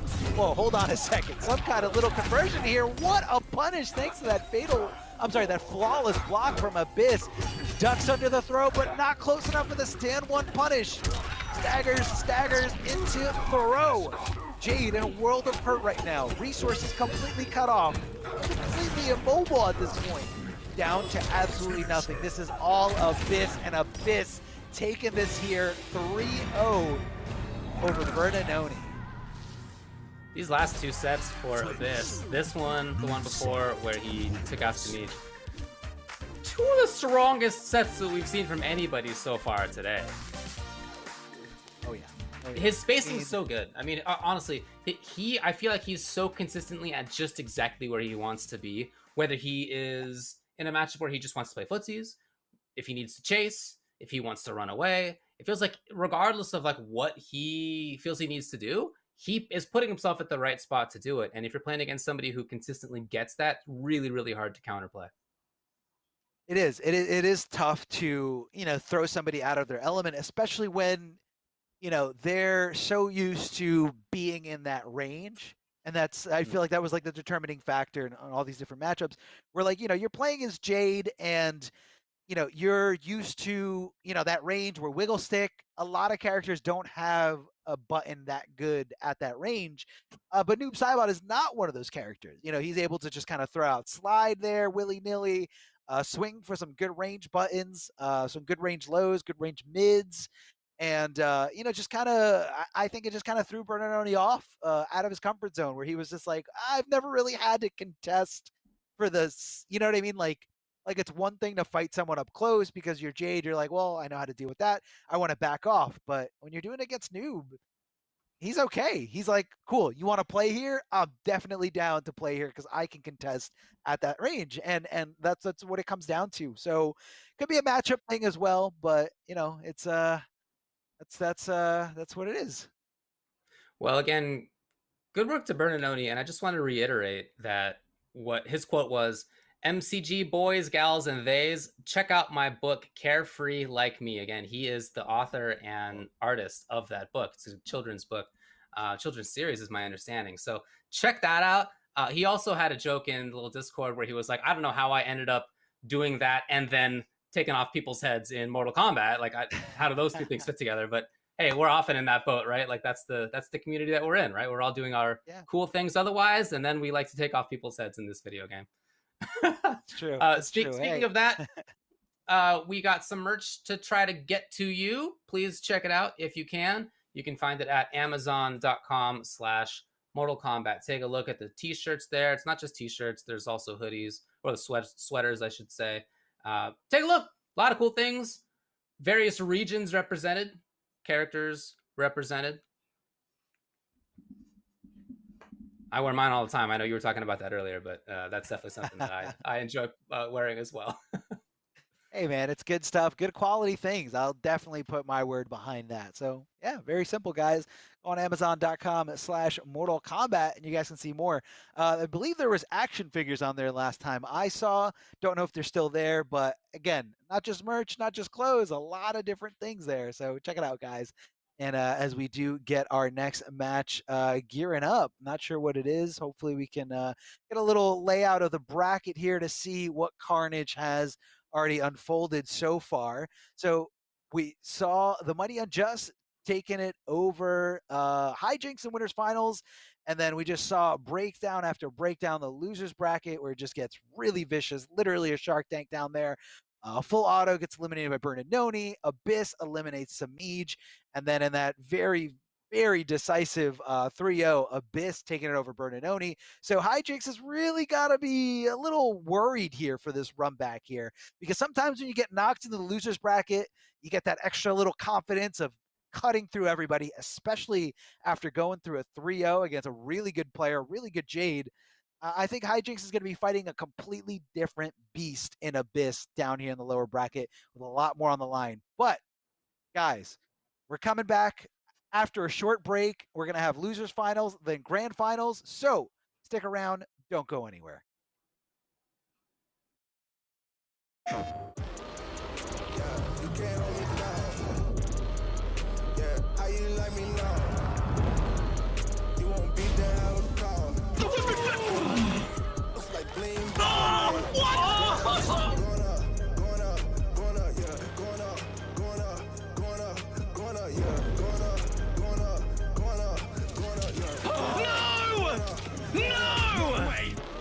jokes, no gimmicks, just combat.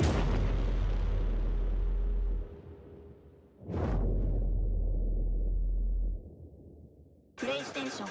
Looking for attention, I don't need the extra tension, cause I'm in the fourth dimension. Trapeze is high in suspension. Now don't bother with the haters, cause they all be imitators. Real life manipulators. Get it back up and see you later. I like me for me. I'ma be what I'ma be. I like me for me. I am who I wanna be. Na na na na na na na na na na na. Gotta prove it to myself and nobody else. Gotta prove it to myself and nobody else. I like me for me. I'ma be what I'ma be. Prove it to myself and nobody else. Gotta prove it to myself and nobody else. Gotta prove it to myself and nobody else. Gotta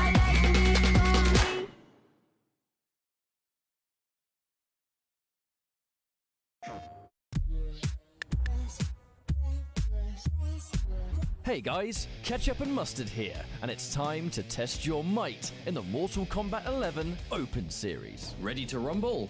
Power on your PlayStation and head to the Events app, filter by type, and select a convenient date and time. Boot up MK11 and locate the PS4 Tournaments menu option. Click it to visit a familiar place, the Console Events tab. Sign up and prepare to play. Once registered, you can view your tournament details and check-in time. A notification will remind you to tighten your black belt and get over here for your match. Continue combat in the open qualifiers to close in on the competition. Thank you for watching, and we'll see you in the tournaments.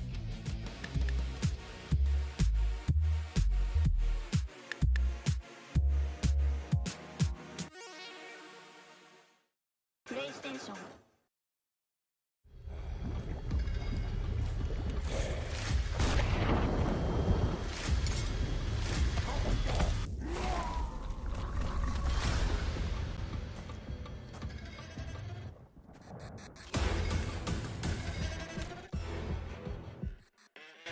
Who are you? I'm your worst nightmare.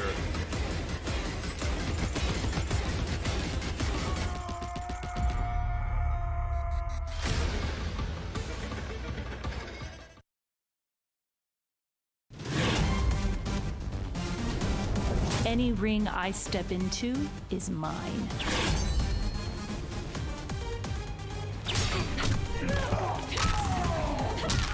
End of the line. Then this fight is now personal.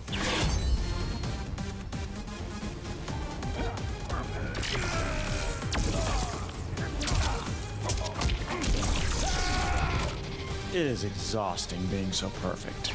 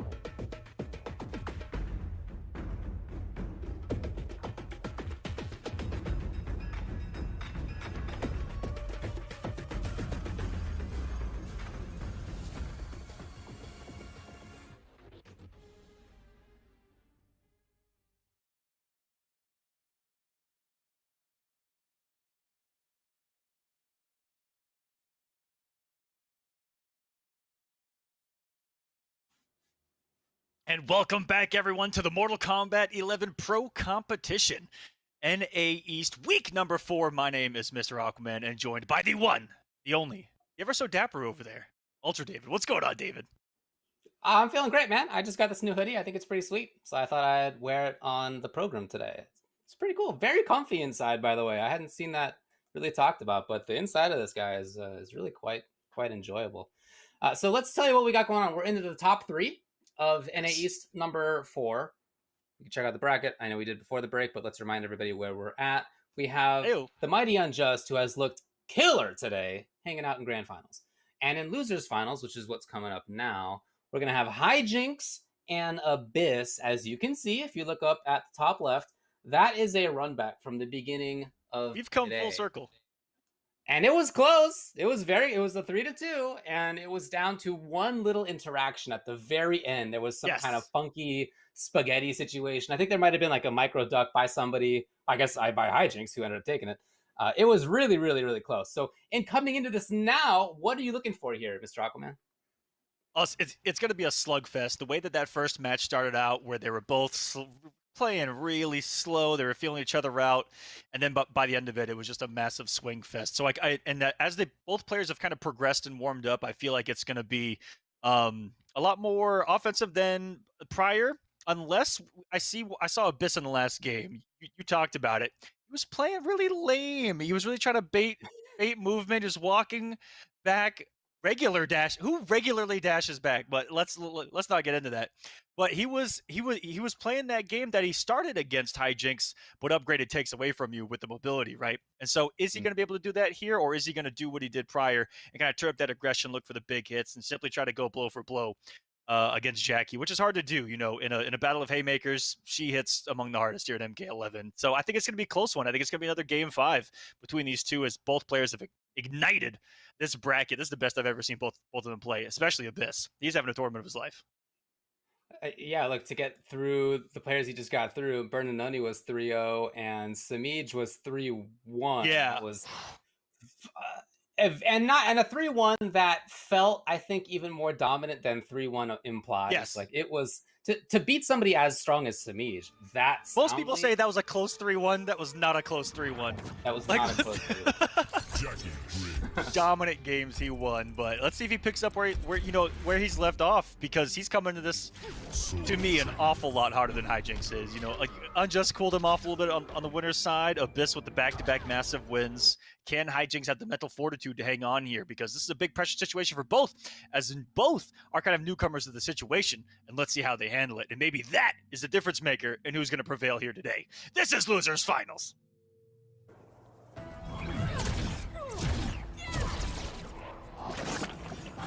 Round 1. Fight. Last time when they played, it was back and forth. It was game 1 to Abyss, then it was Hijinks, then it was Hijinks, then it was Abyss, right?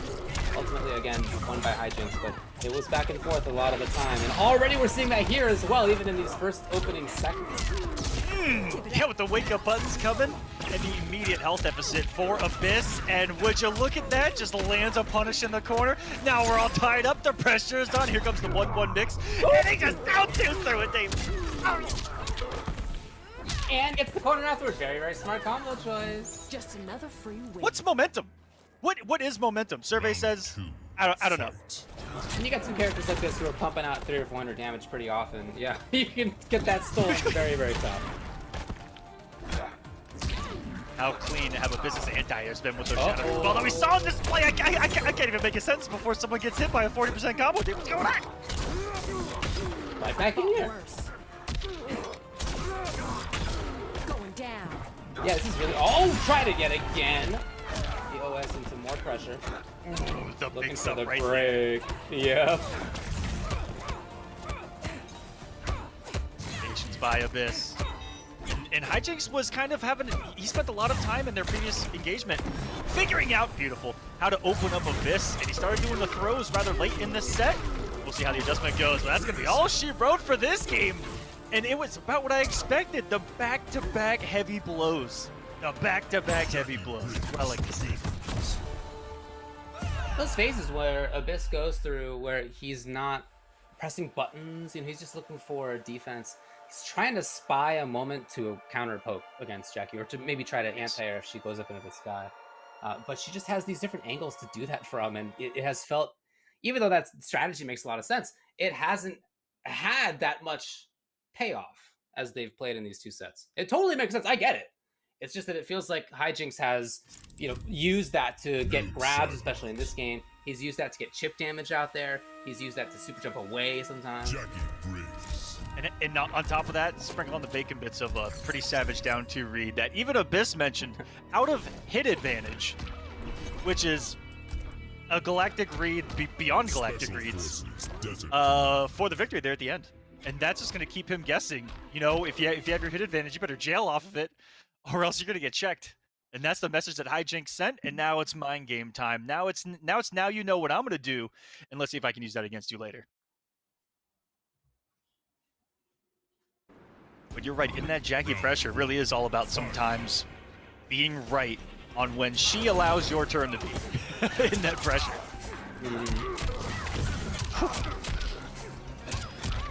Oh no! Wow, but catches the opponent moving in. Little armor break into extra damage. Just like that though, Hijinks is right back in. Now no defensive bar to have close super jumps with. So Abyss maybe a little bit less concerned. Yeah, that's smart. Oh boy. Hijinks was like, man, I should have let that one rip, but that's been the mind game. Abyss has been good on reacting with the up shadows, and he's trying to bait them with those early cancels, and that's a big damage. No breakaway available. The execution is good. That health bar is out of here. And that was started on him challenging at minus frames too, which I love to see. He's calling out Hijinks, picking up a little bit more on this plate that he can chew. Woo. Early use there, got him on the air-to-air. Hijinks on the offensive. Oh! Just the jump got Abyss to press right there, and he reacted. Nice spot for Hijinks, and he just catches a whip punish. Putting out those big old normals of Noob Sidebot, where the shadow is active, but he is not. And that's why you see a lot of whip punishes with that bad boy. Oh! It's a no-fly zone. But you do have to make the call that she's not going to stop in midair, and I think that's why Hijinks is able to then approach. Having shown, hey, maybe I'll cancel this. You don't know. The patience from Abyss, you can sense he does not want to press buttons until he knows it's right. Woo! What? Oh! I don't think I've ever seen that before. He gets the jump over. Had the teleport buffered, and Abyss ties us up at a game to piece. And this combo is still going, cementing the victory. 2 big back-to-back reads there in the corner. That same kind of back and forth that we saw again the first time that they played. He's going to take even more time to think about it here as we go into the friendship. Noob Sidebot wins. The ranges where we began to see Abyss playing a little bit more. Hard to get there, right? He knows that these are the ranges, but like it's hard to get there versus a very mobile character like Jackie. In this game, though, it felt like he more often did. Like he was more often at a range where he could counter poke if she was trying to stab in with something that was a little bit too stubby, or where he could anti-air if, and if she canceled it, he was far enough away that he was safe. But if not, then he got the anti-air. Like that, he was finding those spots more consistently. Again, difficult to do versus a character as mobile as Jackie. Yes, and Abyss has done a good job of kind of making it known, certain aspects of the matchup. And what I mean by that is that range you're talking about, Jackie is really stubby in her normals, and especially her fast normals. And a character like Noob Sidebot that's got those big advancing strings, the big down 4, if he's at that kind of max distance down 4 range, that's where you can actually kind of be semi-comfortable against Jackie, pressing buttons, And that's where oh my goodness, don't even know what I was just talking about because I just saw the sniper out of the air. Holy crap. Taken out of your brain when you see something like that, yeah. Oh, wow. Taking a hard read right there with Hijinks and cost him his defensive bar. Wow. Was that OS actually? Looked like it, and he went through some stuff there. Go up the down 4, and she does a lot of damage. Or put him on life point himself. Aggression. The aggression to press there, it takes a lot. It takes a lot of cojones. Any hit confirm is going to do it. Abyss knows that and doesn't want to take the risk. There it is, and he waited until the other side so he could get the correct input. Very nice. He's been on point with this, and probably the best I've ever seen executed, you know, because the option's always been there, but it's been, you know, the player's execution and read of the opponent, and he's been on it tonight. Ooh, tried to stagger the ones. That 50-50's been super effective, and Hijinks had been respecting it an awful lot. Finally opened that up, and he calls out the throw, too. The counter adjustment himself is going to tie us up here. Look at this damage if he doesn't drop it. What? What? That's more than half of Jackie's life, by the way. I completely forgot that he hits that hard too. Yeah. Killer, if he gets the right situation.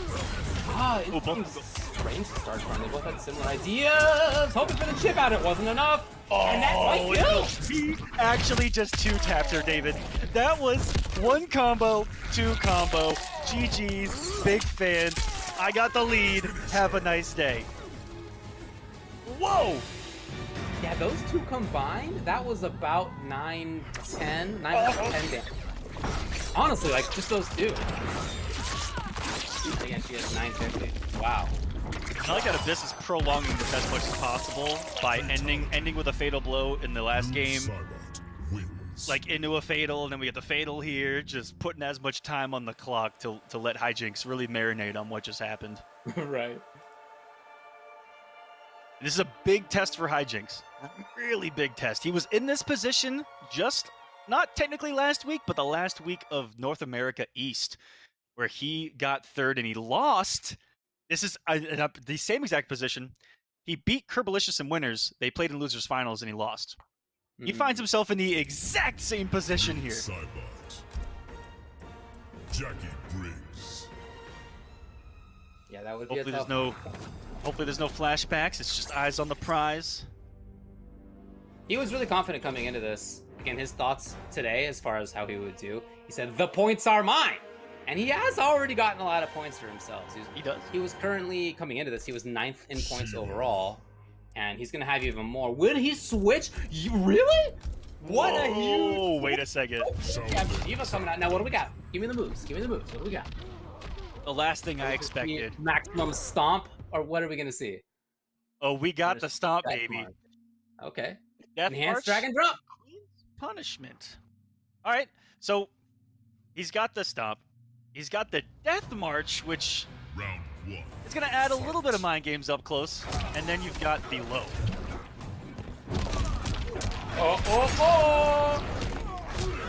Already shown. It's going to be really... Way none came.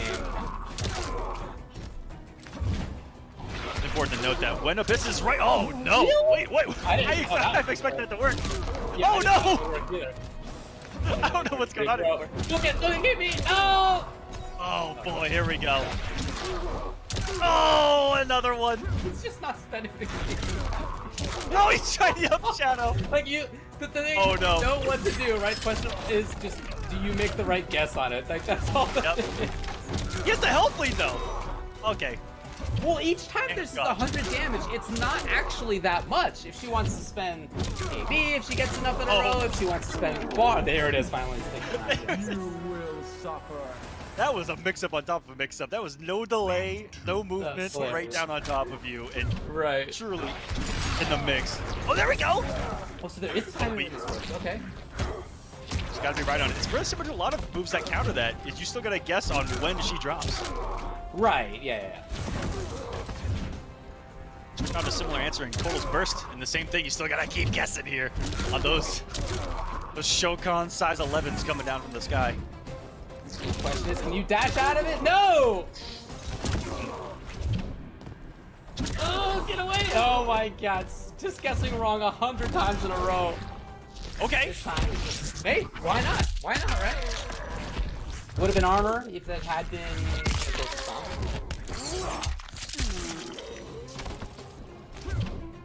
Now he's in space. He's trying to get away. You can see he's trying to read these. Is it going to be the delay or not? Is it going to be a different direction or not? Amplify for the kill. It's not enough yet. And got it with the no delay. The fast one this time. Oh, and message sent right back at him. Absolutely. You know what? I half expected that because of the fatal blow earlier. Oh man, that really is trying to get under your opponent's skin when you just add on time to the clock with those fatal blow ends. Ooh. Hijinks definitely returned to sender on that one, just like he sent that shield sparking across the screen. He stomps, looking problematic for Abyss, who found a couple answers early and then just happened to be wrong on 85% of them. More like 90 if we're Yeah, it was just unfortunate. Yeah, it was pretty rough. Yeah, like it's not the case of like what is the counter, right? It's like, you know that, well, you just have to like walk or dash out of the way. That's, you know, depending on what your character does. Or maybe you have like a delay or whatever, but he just guessed wrong all those times, so he's not going to risk it as noob again. He makes a switch over to Fuchin. This is a character that he said he might play as well, but first time that we're actually seeing it here in the top 8. Yeah, I've seen him only play with only a handful of characters. It's been Noob Saibot, Johnny Cage, which we have seen, and this Fujin. Fight. And we've seen Fujin be an okay answer for this. There. Okay, out of there is Hijinks.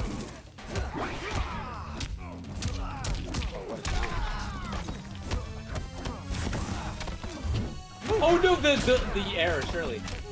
Interesting. Okay. What a trade! Wow. Rarely see that string out of Shiva as well. Was that her 4-3-3? Some mids. Wow, what an anti-air. Yeah, this. The reaction. Oh no! Oh no! They had the same ideas, but one after the other. He thought that. The chick! And he went all the way! Oh no! Only because Abyss held it forever! He put himself in such recovery to have to deal with that all over again in match point for Hijinks.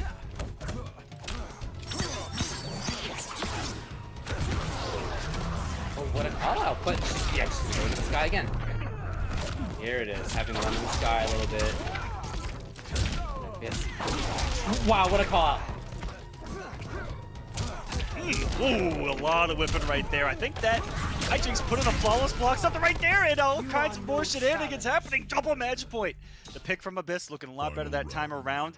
Not giving Hijinks a lot of room to breathe in that round, and look at the payoff. Oh, it's a big chance for the punish. He doesn't fly. The bleed. Ooh. Nice delay there by Abyss. Got him at an entire string. 1-2.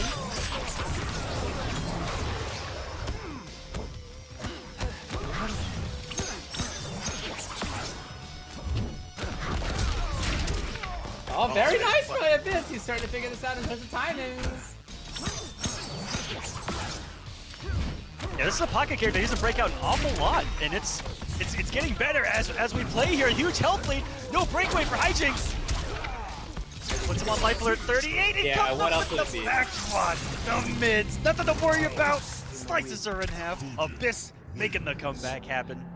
And getting revenge on that first loss. Like I said, coming full circle from the first match on stream that went to a Game 5 between these two. And Abyss takes it in the run back. And, you know, again, bringing up week number 3, that's something Hijinks has to look at, are the run backs with these guys. And in these big pressure situations, but still, the fact that I went to a game number 5 says everything that you need to about how well he played today. He's getting a lot of points. At 3rd place, he's going to have even more. Already was 9th overall, so this is going to put him into that, you know, spot top 8. I think it's 16 to get into the finals for NA, but still looking a lot better in terms of points there. This is somebody who is definitely going to have a stronger future as things move forward. But for this week is out. 2 really close sets between those 2 players, both of them down to the very final round. So from a viewer perspective, that was awesome. Great work. But again, Hijinks, I'm sure will be back next time. So now we're going to be moving on to grand finals, where the Mighty Unjust will be waiting in winner's side, Abyss in loser's side. Here's what we got. As you I feel like this is something that Abyss has definitely played multiple times throughout the Open Series, throughout all these community events. I know, and I don't know off the top of my head what the pick is going to be for Unjust. You know, seeing Noob Saibot on the other side, we could definitely see Cetrion, a couple of those other characters that he's got up his sleeve. Really curious how that's going to go down because, again, nothing seemed to matter for Abyss, who's been playing out of his mind, having the tournament of his life. And a quick shout out to Astro Gaming, the official audio partner of the Mortal Kombat 11 Pro competition. All of the caster audio is powered by Astro for the entirety of the season. Please visit astrogaming.com to find out more information on all of their officially licensed PlayStation audio products available now. This grand final sounds like it's getting started. I'm very curious to see what characters we're going to have here. Expecting Noob, at least to start for Abyss. But what do we got on the other side is the question. We have... Is it Shiva? I think it is. Oh, it is. That looks like the queen. Is he going to run this back? It's actually Fujin versus Shiva again. Okay. Shoutouts to Unjust, who, as we have been saying, has control of, it feels like, every character in this game. It's grand finals of week number 4 for MKPK North America East. Woo! Boy, Abyss is anti-airs. It doesn't matter the character. He's anti-air Shiva, he's anti-airs. Upgraded Jackie all night long. Wow. How about someone's got those reactions down? Oh, in the mix too. Showing very early on that there's a little bit of short hop shenanigans. Ooh, the back and forth into slide, very tricky stuff. We have not yet seen a down up at all from Unjust. Round 2, fight. Maybe now. Oh. He tried it. Oh, He definitely tried to stop right there. This said nope. Abyss says no to all of them. Hold on. Why did you Hold on a there? second. You thought this was gonna work? You thought you could do whatever you want?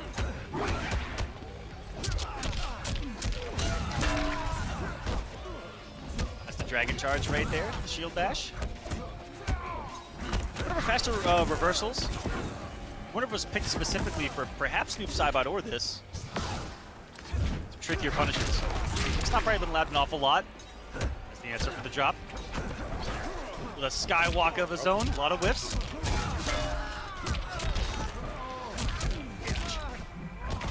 Yeah, no Bar for the bleed though. The follow-up, yeah, exactly. And so Abyss takes a little bit of control, tries to get out of there. Can you stay away? Even the fireball is an issue at this point. Can't get hit by it. Oh, this double fist! He called it out. Cannot Shimmy. The man was shimmying from half screen right there. You cannot test him. He was 4 for 4 on those anti. I don't even know. I don't even know. What do you do if you're Shiva at that range, right? You don't have really normals that reach at where Fujin was standing. So you jump maybe you do a fireball, maybe you do a drop, right? Basically. But it's not really going to be footsies in the same sort of way that many other characters play at that range. Yeah. So Abyss called that out and was just waiting to see what she would do and reacted appropriately. And, you know, it's at that range where there's, you know, there isn't that massive threat. You know, up close, you're worried about the mix-up, you're worried about all kinds of stuff. But you're right. At that range, there's only a couple of threats. Now, she does have a couple of big normals, like forward 1, but there's no real mix-up off of it. You know, it's just a forward 1. She can get safe with the 3. And just kind of close the gap, but then it's a potential your turn. So I can definitely see where Mighty Unjust might be a little bit lost in the sauce at that range. In this particular matchup too, where Fujin's forward 3 can clip anything you do, even if it's a mid sometimes, just slide into those DMs. And he could be anywhere at any time for any reason as well, where you could be whiffing into nothing and into a backdash back 1-1 of Fujin's. Just also on top of that. It could be tough for him. That was a good game 1 from Abyss, 1-0. Totally. And I guess Unjust is going to try it again. So he's got Dragon Stance plus Enhanced Dragon Drop. So we have the Shiva loadout that's a little bit more common. Yeah, there you go. Whoa! Abyss looking like this is his choice for Shiva. Even seeing the anti-stance play. Which I don't know. Total sense too. Woo! There's the good stuff though. Unjust just hanging out there. going I think that'll convert it.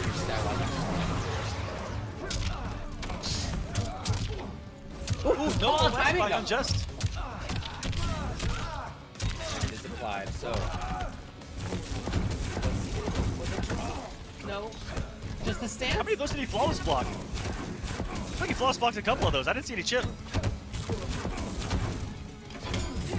There was one.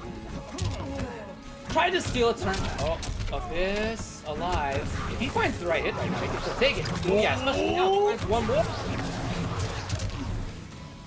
Big call out. I don't know if that was execution, a hard read on wake up anything. He wanted to put. Right. He literally put a cyclone of active frames out there though. That's what made me think it's a read. It was. Yeah, me too. I just watched the movie Twister. Is Helen Hunt? No one's getting that reference. I'll tell you that. Shiva holding on for dear life to her belt. A little bit damage on this. The slow one, the amplified. There are a lot of mind games behind that amplifier. Did that curve? Oh. What in the world? Oh. Well, I mean, there's the like parabolic one that she can toss. Yeah. That amplifier got some mind games behind it too, where she can like combo into the stomp and get some nastiness off of it. Right. Yeah. Yeah. There's a super obnoxious, basically KO setup. Yeah.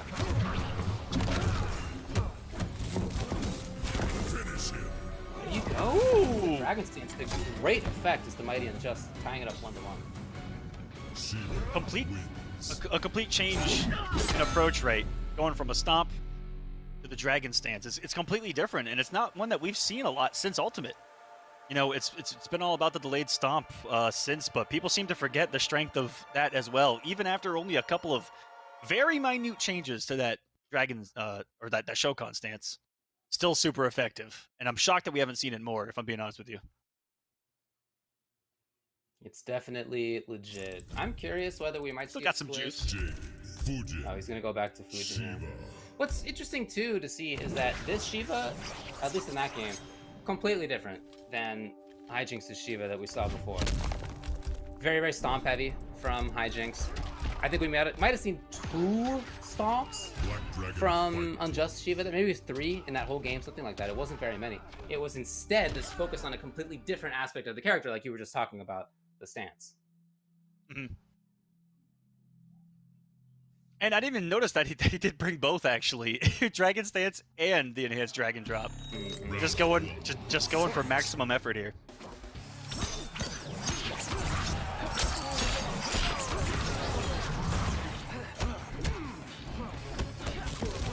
Really, the name of the game for Abyss is to try to control, this range. I'm not surprised to see him try to slide in like that.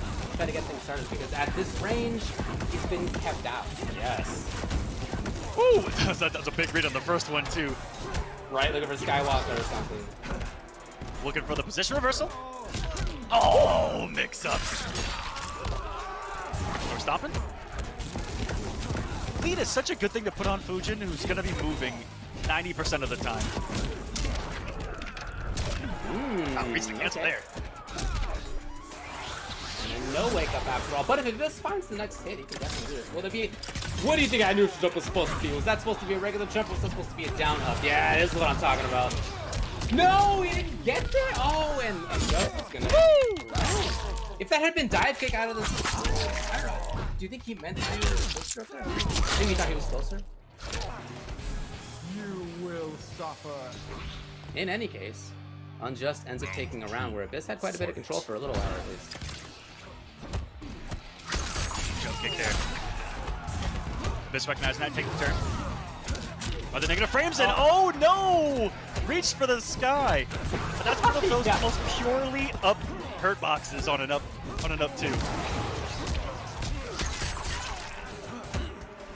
Just flexed on us for a second. He's got a lot of strength as a character, but that defensive option in that kind of situation is definitely not one. However, now she's got the corner again. Nice. The whip punish, yes it was actually. And Unjust has some work to do, but it certainly can. Overhead. Abyss did not believe that the low was coming yet again. Great. Good recovery though. This is text tonight have been juicy. You are no challenge. He's still in this. Final round. Fight. That's like you set in a position with your mid-round taunt as well. Out of the sky. Nice, I love it. Disgusting. Just leave me answer those. He's been right in a lot of situations on the drag and drop. There's a challenge. We've seen him attempt it. This time it finally did. He's trade for him. Building some offense out of that. However, this range game, he's got... Oh! Beautiful.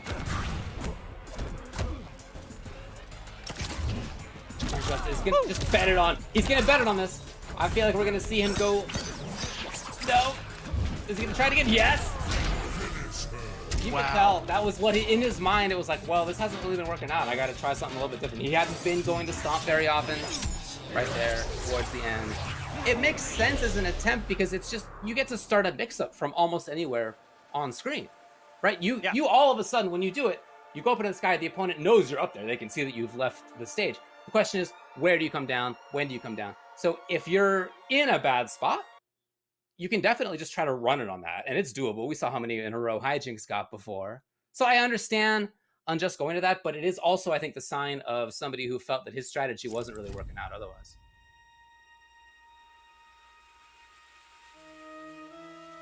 But keep in mind that Unjust is coming into this from winner's side, so if he loses this first set, not that big of a deal. He can kind of try different characters out. Well, he's not going to run it on Shiva after all. He's Sub-Zero.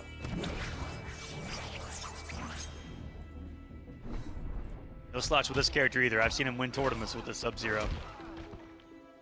And he plays a very methodical Sub-Zero. A lot slower pace, not incredibly mix-up heavy or like in-your-face heavy.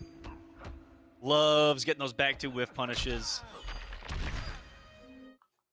Loves trying to force those whiffs, but Fujin, the high mobility, I think we're gonna see a little bit more aggression out of him up close. He brought the deep freeze, which means that he's going to do forward 2 at some point, and that's what tells me that the aggression might be coming. Because usually he actually doesn't pick deep freeze. He goes for the more, again, methodical moves of Sub-Zero, the creeping ices, the really everything else I've seen. The air axe. Well, he does have creeping ice as well. Yeah, there it is.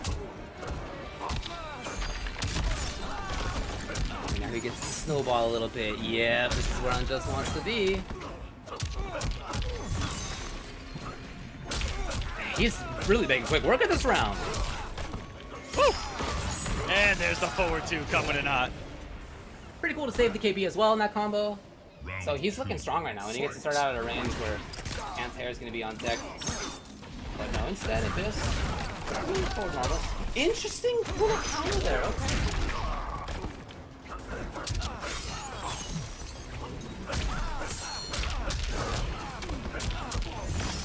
Oh man, Abyss cannot get away. Ooh! Yep, that's what I'm talking about. Big damage there. And this was a little bit of a surprise, but once oh my goodness. Once I saw deep freeze, I had a feeling that he was just gonna go full aggression, and you know, don't let Fujin move is like one of the best things you can do. You know, don't even let him breathe.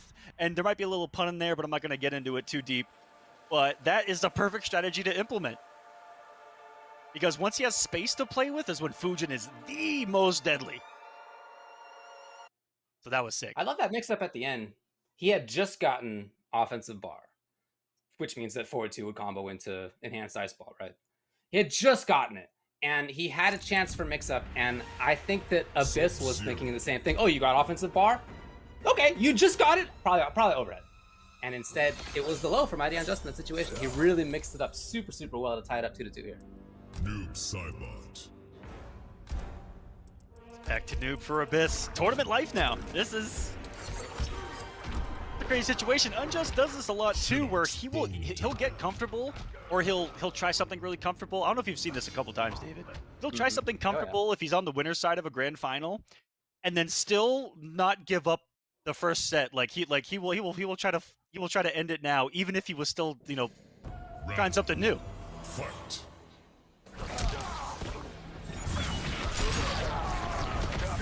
So you can see the comfort that, oh nice, you can see the comfort that Abyss has going back to this. Feeling a little bit more strong interruption. Right back into it, not dissuaded from it. It's unjust. Very nice. Ooh. Nice position. He's been mixing so well here. Even got him with a stagger. That's going to be that entire health bar. Abyss on reset point here. Never count out a character that can do this much damage. That's for dang sure. Round 2. You can see and just wanted to get in there with the forward two a couple of times. Just got interrupted by Noob. No. Oh. Aggression. Wow. Abyss has not been afraid to challenge back against anyone, any character. He'll wake up buttons. He will check you on reversal. No fear. Oh, what an anti-air! However, Unjust comes in. He's going to look for the side switch on this as he loads.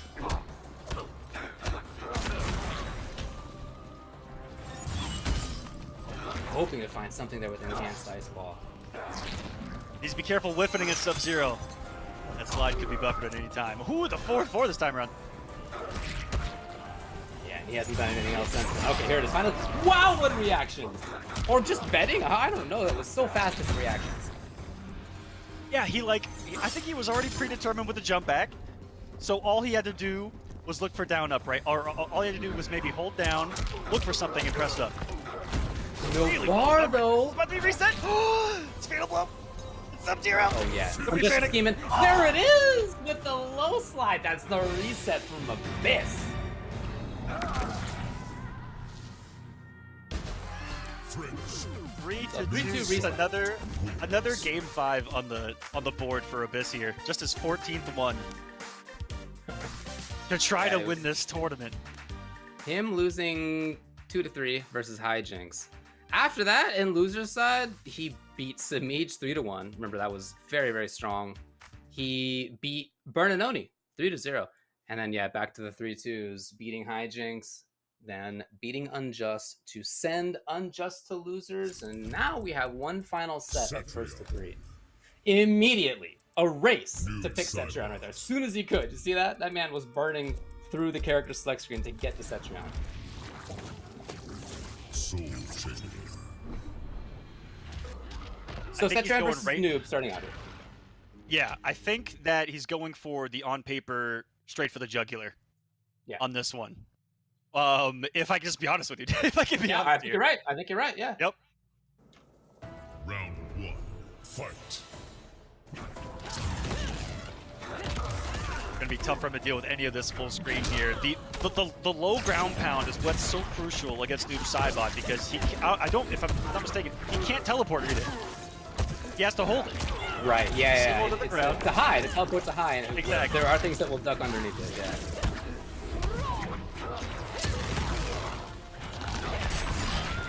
Okay, well, that's one way to do it. Right there.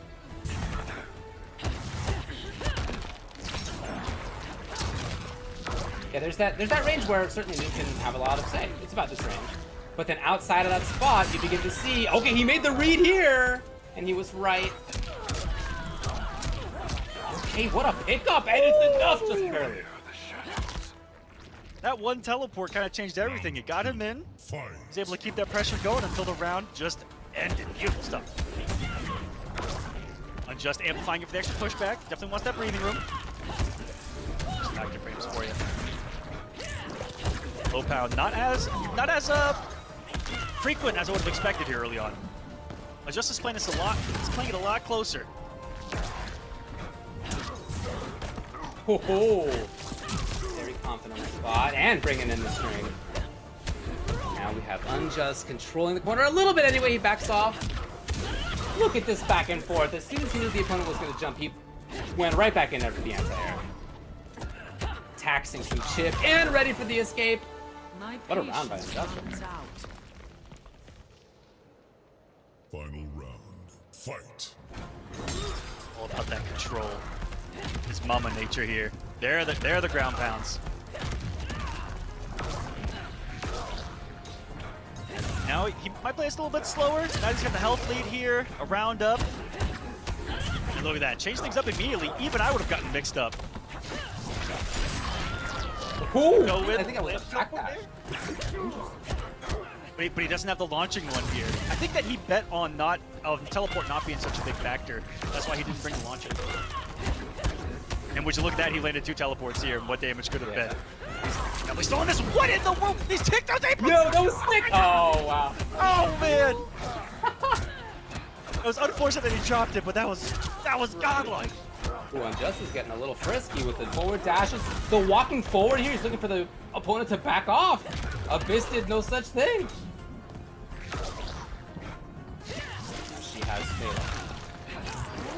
Abyss knows! And not quite there on the whip punish with the KB string. They're in time. Oh, just dancing out here is Unjust. With a health deficit, trying to fish something to react with Fatal Blow, and he finally teleported in a little too close. And I don't know if anyone needs to make a mental note or like take out their handy-dandy notebook and write down "Don't test Abyss's reactions," because he's been on it. He's anti-aired everything, reacted to even a teleport there, and that's not easy to do, especially since she had defensive bar. And you could tell that he was waiting to react to stuff. He was pressing almost no buttons for like 10-15 seconds before that. He was just waiting for an overcommitment from his opponent, and it came eventually. So, Unjust rushed so quickly to Cetrion. Whoa, really? I don't know what's going on anymore. I don't know. I don't know what's going on. I don't know. He's a good character, but he already lost with her. Yeah. I don't know. What are we doing here? What are we doing here, buddy? I have no clue. I'm mixed up, David. I'm guessing wrong. Like, and he does lock in. I did not expect this. Again, Shiva's good. I'm not casting doubts on that. But we already saw him just try it out, and while it did work one game, it didn't the other two.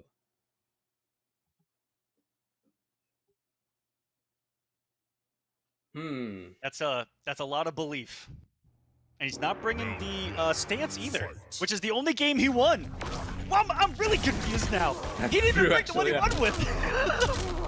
He went back to the first one that he lost with. That's confidence. Whoa! You have to think of those as risks for the Shiva as well. Yeah, I know that it's annoying, for sure. But each time she does it, her payoff is 100 or 150. And her guessing wrong is potentially, you know, hundreds of damage, especially versus Charger. Wow! Big read. Not something that we've seen very often from this. Ooh, this is a dangerous spot for bleed. Oh, this is a really beautiful call out. Round Went for the immediate straight shot check. I think that all of us read stomp right there. Every single one of us.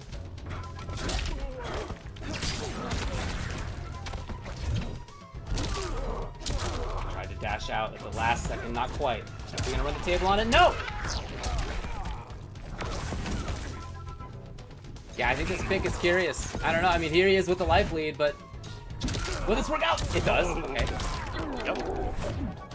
320. Feel pretty confident after that. Ooh, the pushback on that.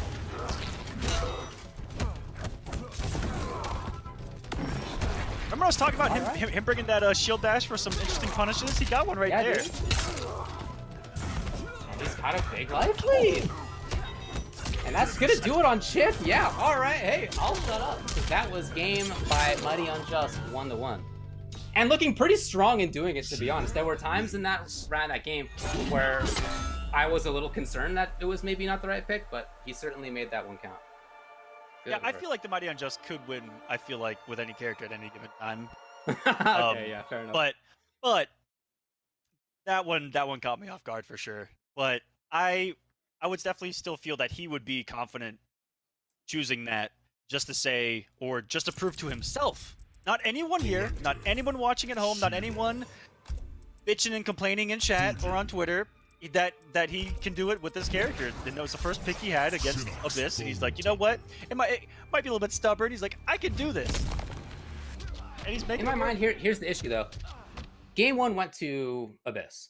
And this is a character that, yes, beat Noob, but then has lost to Fujin. And now it's Fujin's turn. So the wheel of options, the wheel of counter picks began in Abyss's favor. And if it continues like that, Abyss will ultimately win the first of 3. Or that's kind of how whoever wins the counter pick circle. Yes. if you win first, then you end up taking it in the end if it goes like that. So I don't know, but we'll see. We'll see if Unjust can do it. He was able to make really big reads on those stomps earlier, calling out all the early ones really well with the immediate Skywalker into the kick. But a couple of mistimed ones on those, and you're going to be eating a stomp, so that's what a couple of those games came down to in the first engagement just moments ago.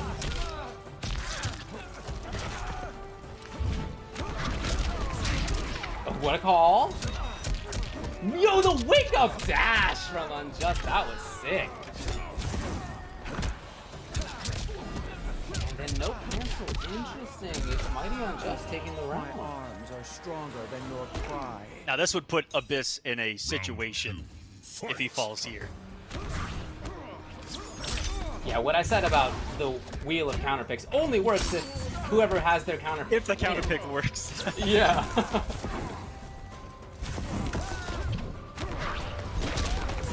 Perfect again on that one. No breakaway. Just gonna eat an awful lot of damage, and more importantly, that massive corner carry.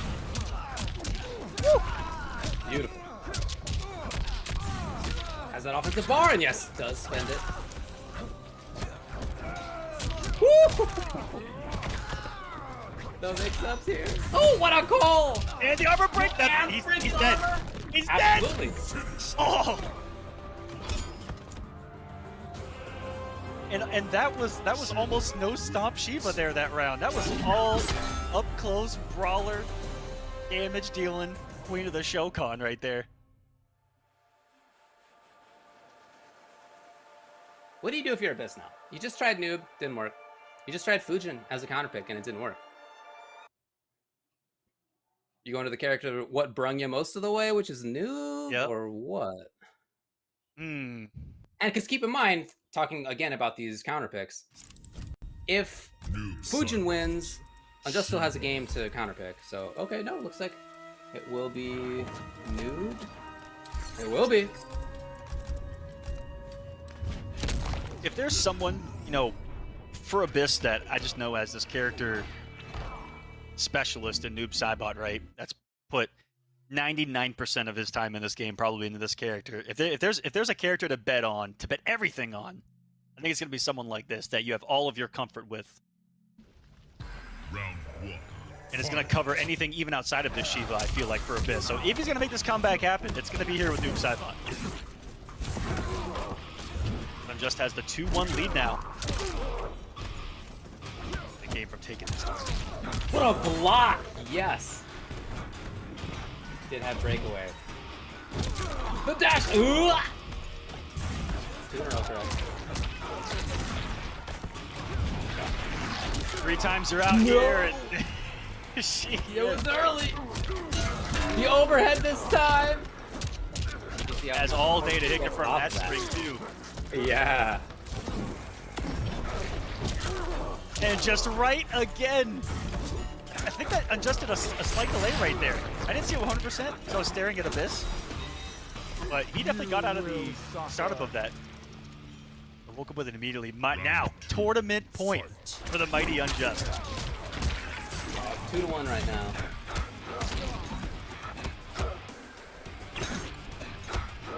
Just make this pressure count for a little bit. Yes! With the KB string into the sky.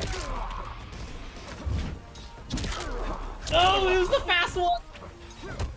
That's the one that gets me every time too. Once I think I have a rhythm, if they let the early one rip, that's when it.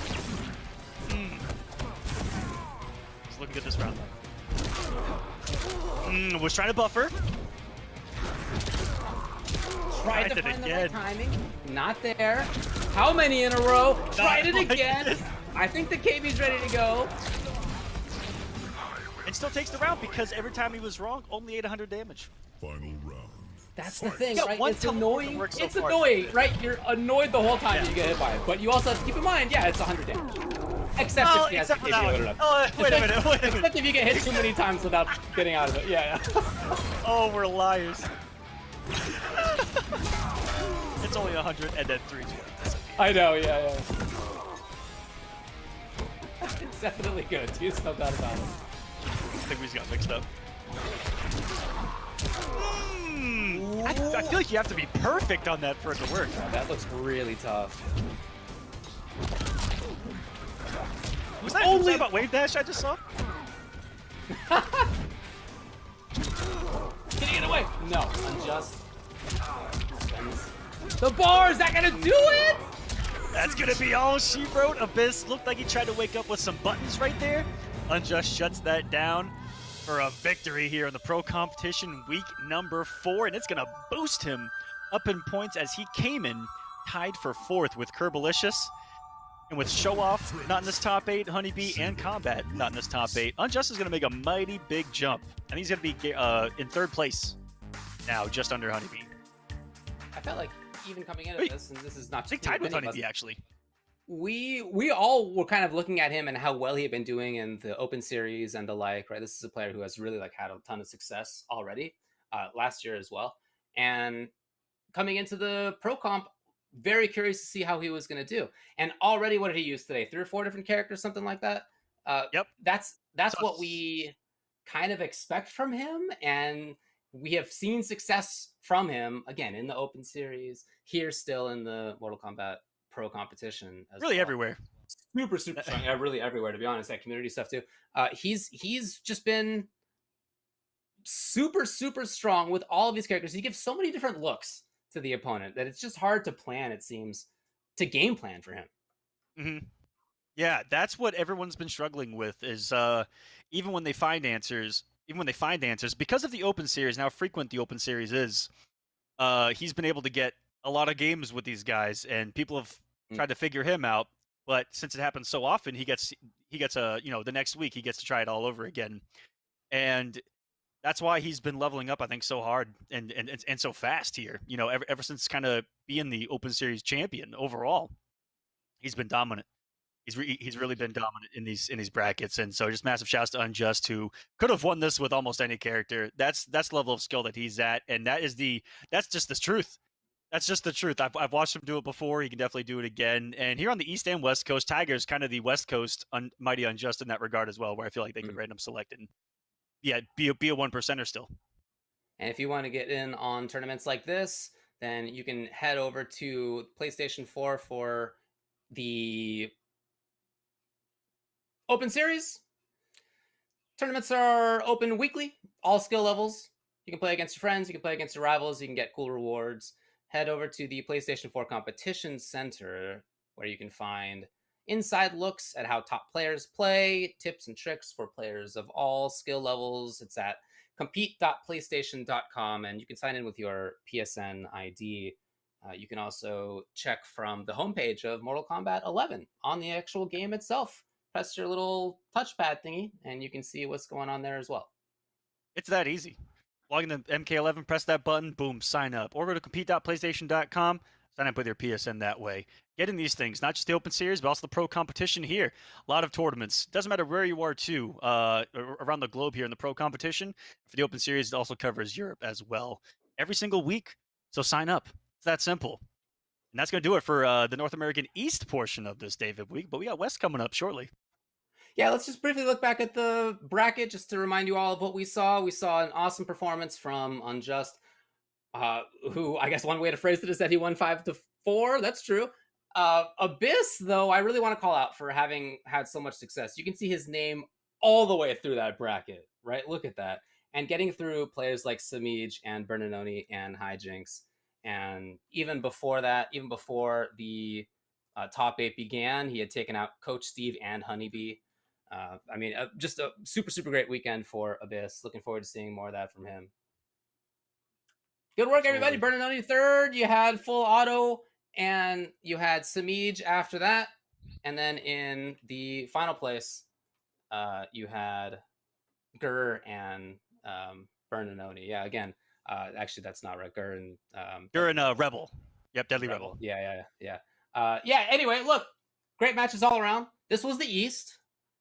NA East, and can I also talk about for a second? This being NA East, the hardest bracket to probably win on planet Earth. Yeah, maybe. Yeah, that 6. I feel like just speaking from the gut, about 6 of the 8 competitors in this bracket were newer to the community.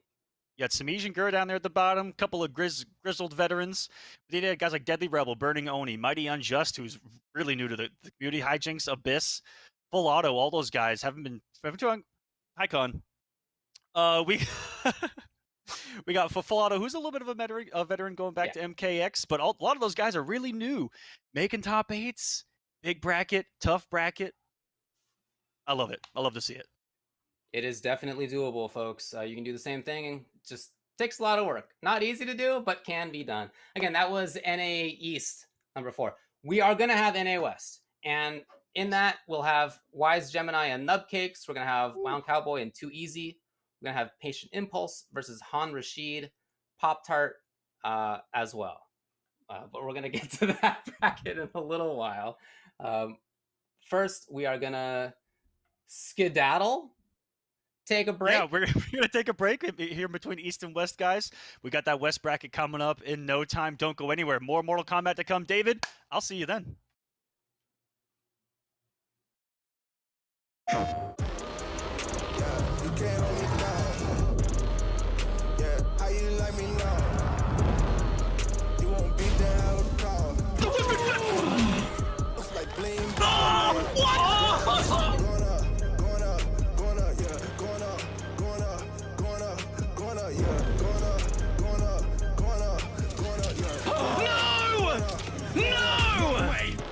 Jokes, no gimmicks, just combat.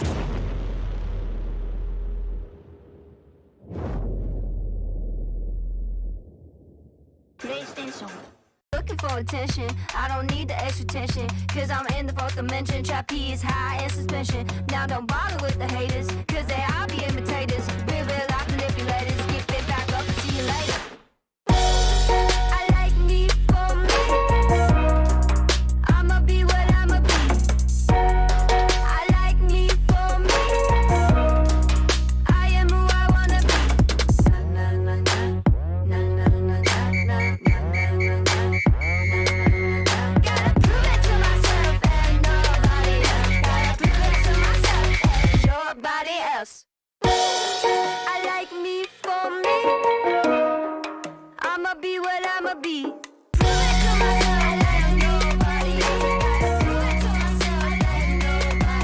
Gotta prove it to myself and nobody else. Gotta prove it to myself and nobody else.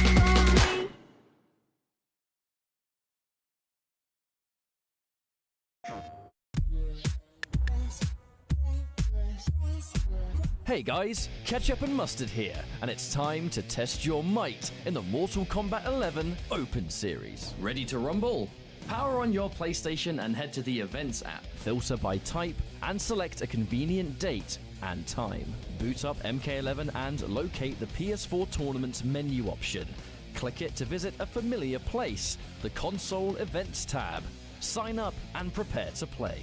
Once registered, you can view your tournament details and check-in time. A notification will remind you to tighten your black belt and get over here for your match. Continue combat in the open qualifiers to close in on the competition. Thank you for watching, and we'll see you in the tournaments.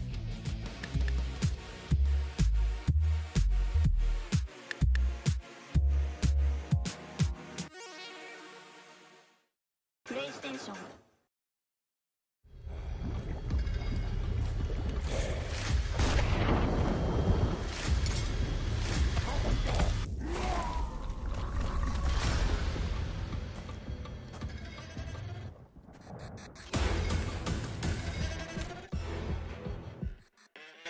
Who are you?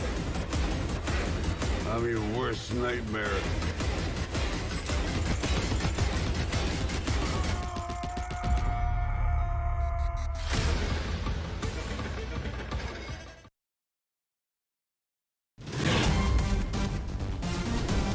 Any ring I step into is mine.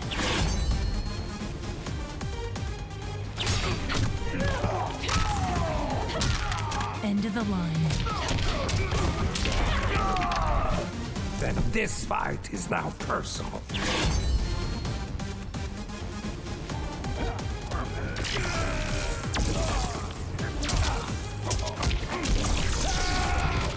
It is exhausting being so perfect.